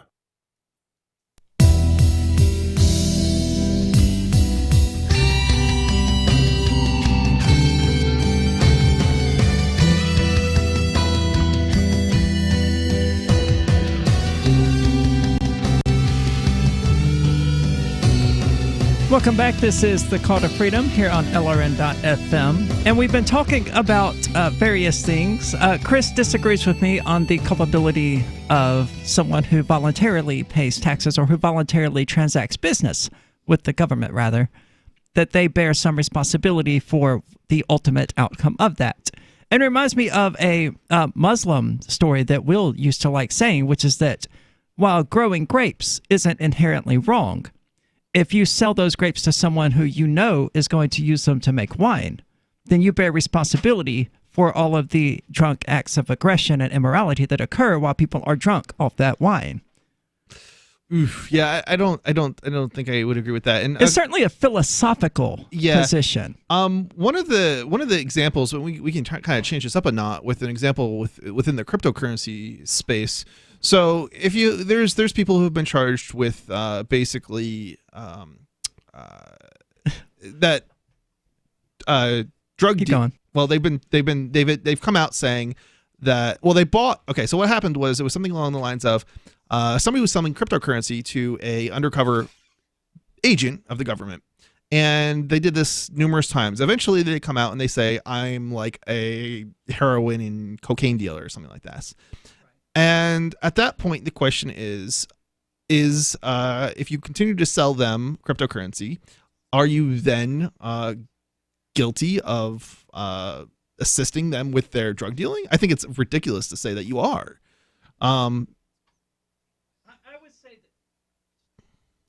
Muting myself. Awesome. I would say that you are.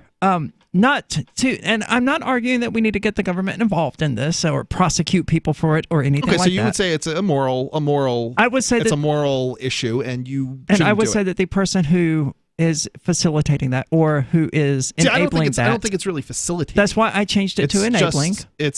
I don't even know that it's enabling. It's certainly. I think it's probably textbook enabling. I don't know. I think it's a stretch.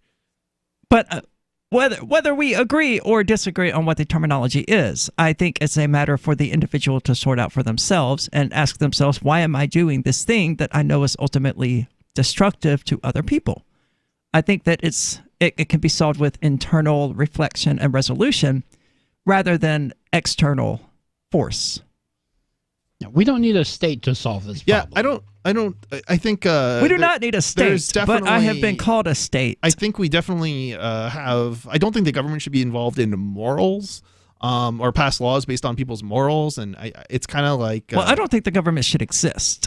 Yeah. I mean, look, if all right, to One the extent, step at a time. let's back up a moment and say, to the extent that the government exists, I don't think it should be involved in regulating, people's morals. Essentially, What about laws against murder? So, certainly, I would say that is something that could be within reason of criminalizing. I think if we're going to accept, But that's still legislating morality. I don't think it's so. So there's a difference between regulating morals and legislate morality, and basically passing a law based on the fact that it causes injury to another person without consent. But it's your moral decision that it's wrong to cause injury to another person without their consent. That's a moral position. Yeah, and I probably wouldn't disagree with you, and I guess that's the line that I would draw. I mean, that's what morality is, to say murder is wrong for whatever reason. Okay, let's back up a moment. Whatever. So I probably should add. Generally speaking, I don't think the government should regulate based on morals. I think it should regulate based off of this one principle of injury. So the concept of but that's morals. Unless it causes injury. But that is subsumed by a moral position. You're against the injury of others for moral reasons. Yeah, I mean, there's a very specific line here, but yeah, I guess in some respects. So you're fine with the government legislating morality as long as it's your morality. Within the context, yeah. I mean, all right, let's own it. Yeah. So generally speaking, I would say that within they shouldn't be regulating morality. Okay. Outside of a specific circumstance where there's an injured party, like the non-aggression principle. Yes, well, it's exactly what I'm talking about. The non-aggression principle. I still don't agree. I certainly don't want the government legislating morality. So, are you saying that the government should not? She's saying the government should not exist. Should the government not criminalize murder? Is that your position? That is my position. Interesting. The government should not criminalize murder. Interesting. What should it do? Okay, it should stop existing. Let's define murder. Let's define murder. It should not criminalize anything. Are we talking about where the person who is being murdered does not consent? Yes. Sure. Why not? And would it make any difference if they do consent? No, the government shouldn't criminalize it in either direction. Case. Interesting. But we're joined now by by Liberty Phoenix, who wants to call me a statist. Liberty Phoenix, what's on your mind? Oh my God, Aria! I knew there was something that rubbed me wrong about you, and it wasn't your peen. What was I love it then? you, but damn it, you're a collectivist. How so? Individuals are only and explicitly responsible for their own actions. If I give someone else a gun and they go shoot someone else, that's not my responsibility. That's theirs. I'm not saying that. I am not responsible for the actions of other people. First of all, calm down. Okay. Second of all, that was not what I said. I said if you give a gun to someone knowing that they're going to use it to shoot someone else, yes, you bear responsibility for that. That's not collectivism. No, you are not. That's demanding. No, that's demanding you take responsibility for providing the weapon that was used in this act, for knowingly providing the weapon. I'm not. That's not collectivism. That's demanding the individual take responsibility for the circumstances they create. Give them a bunch of pills, and I know that they're going to take their own life, specifically take their own life. I have no issue if they're going to take their own life. For one, they own their body. They can do whatever they want with it. That's not my place to dictate to them whether they can or cannot kill themselves. Yeah, I agree. And it does not make me morally responsible for what they do with whatever I provide them, especially if it's my business. I would provide a gun to someone if they were going to use it to attempt to kill themselves. Yes, I would, because I don't have a moral position on suicide. I think it's the individual's choice to make. If they want to kill themselves, they can go right ahead. Well, it sounds like you do have a moral position on suicide. You just aren't against it. Sure. I think amorality would be a more appropriate descriptor for it. Okay. But I am against committing violence against other people. Without their consent, right? Yes, well, obviously. So if somebody wants to use that same gun, let me finish the point. Let me finish the point. If someone was going to use that same gun to shoot someone else without that person's consent, I would not give them that gun, because I would feel that I would bear responsibility for that person being shot, because I was literally the person who gave them the gun that allowed it to happen. You wouldn't give a gun to Michael Chrombopoulos. Someone a gun who is going to murder someone else and violate their property rights. I would not knowingly do it, but if I did, that does not make me responsible for the other person's actions. Yeah, I would agree with that general statement, I think. But what about your responsibility for your actions? That's my point. But he didn't kill anybody. That's the thing. He's not the one killing anybody. Oh, well, he didn't kill anybody. He only sold them the gun and the bullets, knowing that they were going to go and kill anybody. That's like totes for real, totally different. It's exactly the same. You might as well be pulling the trigger yourself. You're not. You might as well is a half measure that is like, well, you might as well be doing this. Or we might, since we're all paying taxes, we might as well be the ones that are bombing children in Yemen. Exactly. That's why people need to stop paying taxes, because you might as well be the one pushing the button to drop those bombs on the children in Yemen. I think there's a distinction we need to make: culpability versus morality. Maybe it's immoral to provide the gun knowing that they're going to kill somebody, but it's not. They should not be held culpable for it. Well, I don't want any of this to happen within any sort of state framework or any sort of aggression. I don't think I'm not going to. I wouldn't necessarily try to enable somebody to do something that was wrong, but at the same time, I don't necessarily know that I don't even know if it is really enabling in most cases. Well, this is a call to freedom. We're going to be back with more of this discussion, because everybody but me is wrong today, and we'll explain why.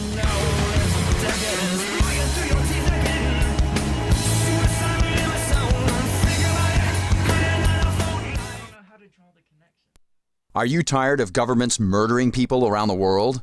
Stop using their money. There is an alternative. Bitcoin is a stateless, free market, non-political currency. Bitcoin cannot be inflated or controlled by any government. By using their money, you are helping the state. Stop doing it.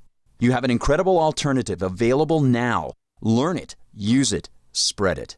Get started with Bitcoin at bitcoin.com. That's bitcoin.com. Hey, I'm LRN.FM Program Director Ian Freeman. If you're listening to our free-to-air satellite feed in North or Central America, heads up.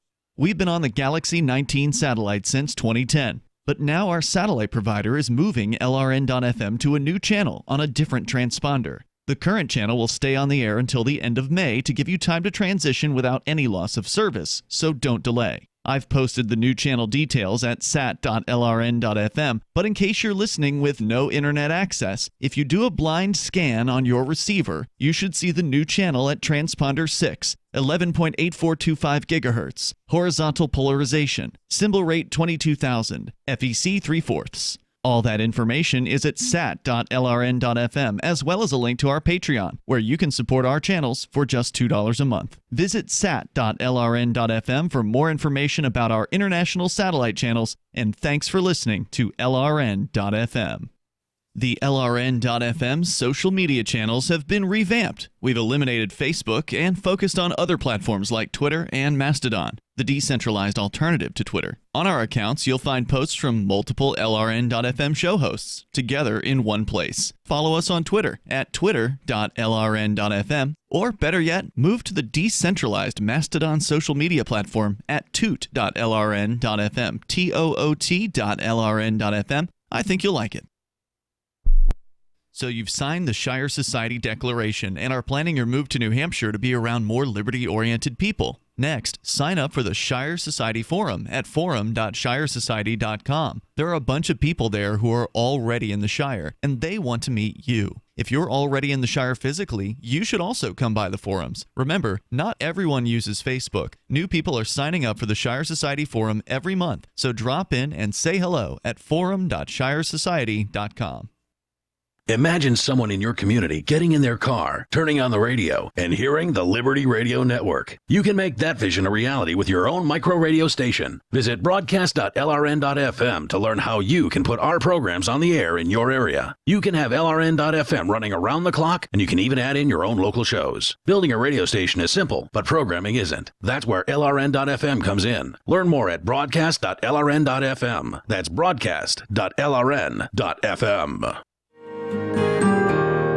So the protection of life, liberty, and property is what the Free State Project is all about. But it's an effort to move 20,000 people who understand. It's about demonstrating to the entire country that, yeah, we can have a free market, a truly free market. Making it just a freer, great place to live. It's the world's largest voluntarist libertarian community, and it's only getting bigger. That's amazing, to be able to move to a place where other people passionately believe in being free and independent. What the Free State Project is managing to do, though, is to put their money where their mouth is. Physically getting up across the country and saying, let's go someplace and let's demonstrate the power of these ideas. There's a lot of kind of philosophy that surrounds liberty. There's a lot of thinking about it and talking about it. But here in New Hampshire, people are doing it. 101 Reasons Liberty Lives in New Hampshire, a documentary by Free State Project Early Movers. Watch it free at 101reasonsfilm.com. 101reasonsfilm.com. What's up next? Visit the Liberty Radio Network program guide to find out at shows.lrn.fm. That's shows.lrn.fm.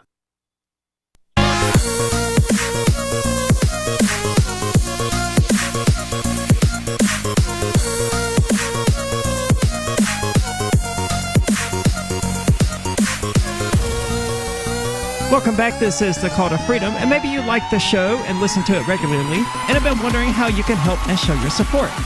Well, social media shares, which we haven't even been doing apparently for the last month, but we've now fixed most of that. They certainly go a long way, but so does cash. And you can do that with Patreon at patreon.com/call-to-freedom. Our wonderful sponsors there are currently helping to keep the show up and running, including the podcast at calltofreedomlive.podbean.com. And we can't thank them enough for showing their support. Once more, that's patreon.com/call-to-freedom if you would like to check it out. Now, I have been accused today of being a collectivist, which is ridiculous. It is, because my contention, as we discussed during the break, is not... I was incorrect to say that you might as well have pulled the trigger yourself. That's true. That is a slippery slope down which I don't actually intend to go, because I don't actually believe that to be the case. However, I do believe that an individual has responsibility for events that they make possible. And whether or not someone is against the happening of a particular event is what determines how they should, handle it. But if I were to make it possible for the government to drop bombs in the Middle East by voluntarily paying taxes, I would bear some responsibility for those bombs being dropped, because I was the one who made it possible. And it may even be true that somebody else would have come along and paid them anyway. That may be, but I didn't have to do it. This is about individual responsibility. This is about one holding the self accountable more than anything else. They might still drop the bombs, but you're not involved anymore. I don't necessarily think that somebody should participate in should join the army, for example, because they know they're going to get directly involved in murdering people, right? But at the same time, well, what about the ones who just fix the computers for the army? Yeah, I mean, it's not something that it's that's something I think is dirty, but I think there's a line, and you got to draw the line somewhere. There's certainly a line, and I'm not saying we need to get the states involved. I want to be absolutely clear on that, and I'm not saying that society needs to come together and condemn this person or anything like that. Again, I'm talking individual responsibility. I'm saying a person should hold themselves accountable. It doesn't matter whether or not other people hold them accountable. Not to me, not in my worldview. It matters if an individual holds themselves accountable. And that's what I'm talking about here. And that the person who sells a gun, knowing that somebody is going to use it to go and shoot another person, should hold themselves responsible for making that event happen. Not that they should be arrested and charged with criminal conspiracy to commit murder. I have a hard time putting the blame on another individual that didn't do the murder. I'm not putting the blame on them. I'm asking them to accept their responsibility for what they did. They can, if I were to put the blame on them. Certainly, this is a moral prerogative, I think.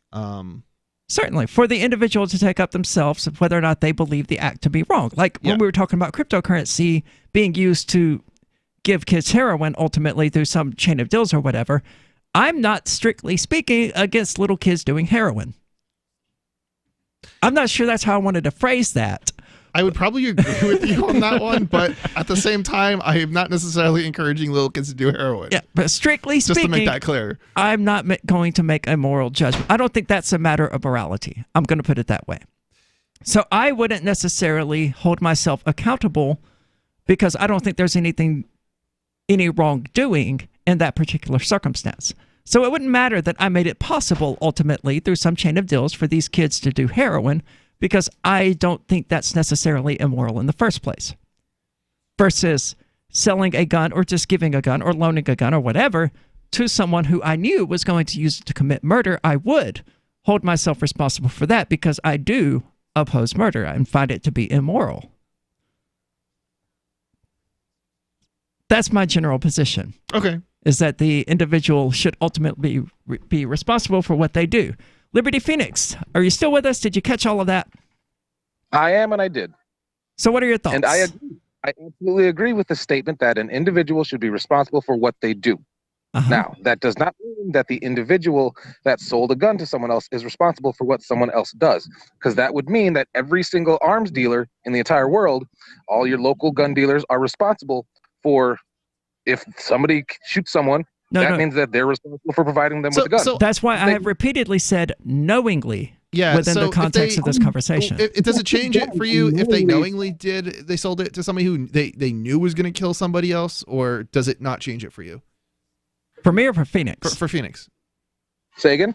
I'm sorry. Does it make a difference to you whether or not the gun dealer knew the person that they sold the gun to was going to commit murder or not?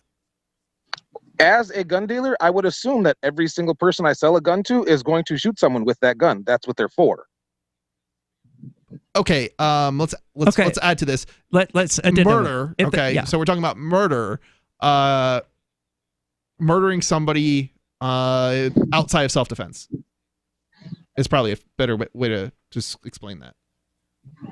I would not hold them responsible for that. No. You hold on.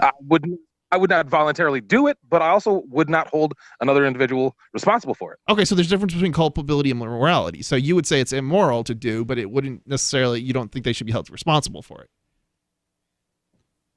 How can you judge them as immoral if you don't find them to be responsible for it?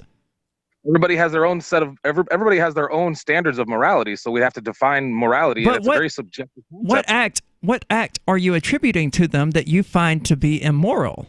Because you've already said that you don't think they're responsible for anything that happens as a result of it. So what act have they done that causes you to go, no, that's immoral? Was it by chance selling a gun to someone who they knew was going to use it to commit murder? Okay, yes. Okay, excellent.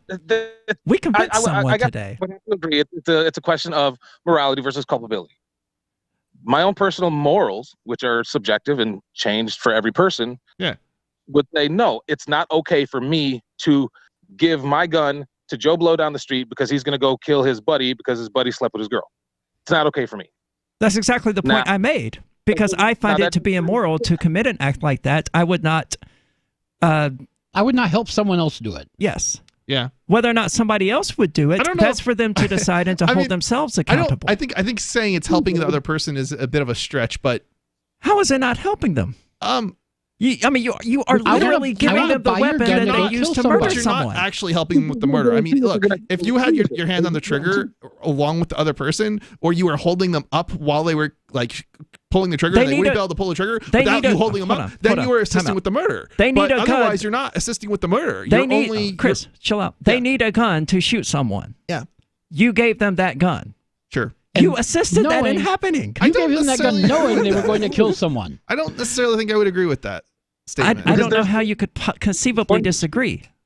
Because you're not actually helping with the part that's murder. You're giving them a gun which can be used to do some murder, but we're that's not in and of itself. We're operating under the assumption here that we know what the outcome is going to be. But and that's obviously fallacious itself. Knowing something is not the same thing as helping with something. No, I would agree. Knowing that somebody is going to commit murder is very different from helping them do it by providing them with the murder weapon. Look, I'm not saying you should, provide them with the murder weapon. I'm not saying that at all. But I don't necessarily think I would call that helping somebody with the murder. I think it is almost literally you helped them acquire a gun maybe, but you didn't help them with the murder. Yes, but you knew how the gun was going to be used. You knew it was going to be used in a murder. But just knowing that something bad is going to happen should not make you culpable or in that sense at least. So, Chris, would you sell the gun? No. If this person told me they're going to murder somebody and the person who was being murdered we did not have the consent of that person, then I wouldn't probably participate in that type of situation. What if someone else did? Even if it wasn't a crime. Even if it wasn't a crime. We're eliminating the state from the question entirely. But what about one of your friends? If your friends knowingly sold a gun to someone or gave a gun to someone who knew it was going to be used as a murder. Yeah. Because you said you wouldn't yourself do it. Right. Would your friend be immoral for having done that? Why wouldn't you do it? Would be my question. I don't know. On what grounds would you refuse to provide this customer with the service that they are requesting? I don't necessarily know if I would say they're morally culpable, because again, they didn't actually assist with the murder. They only provided the tool that was used in the murder, and that's not the same thing. But my question was, why wouldn't you do it?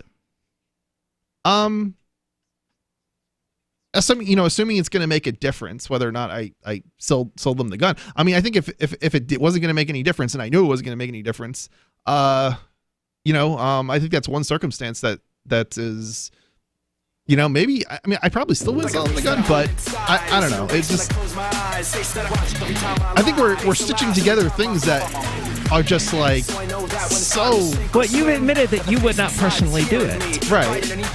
I assume there's a reason for that. Well, this has been the Call to Freedom. Unfortunately, we won't have the time to get into that. Hey, stay tuned. Free Talk Live is coming up.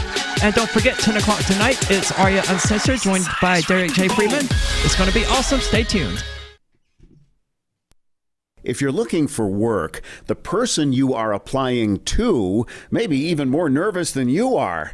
And the way things are now, your references have never been more important. Here are 3 tips. First, know that employers are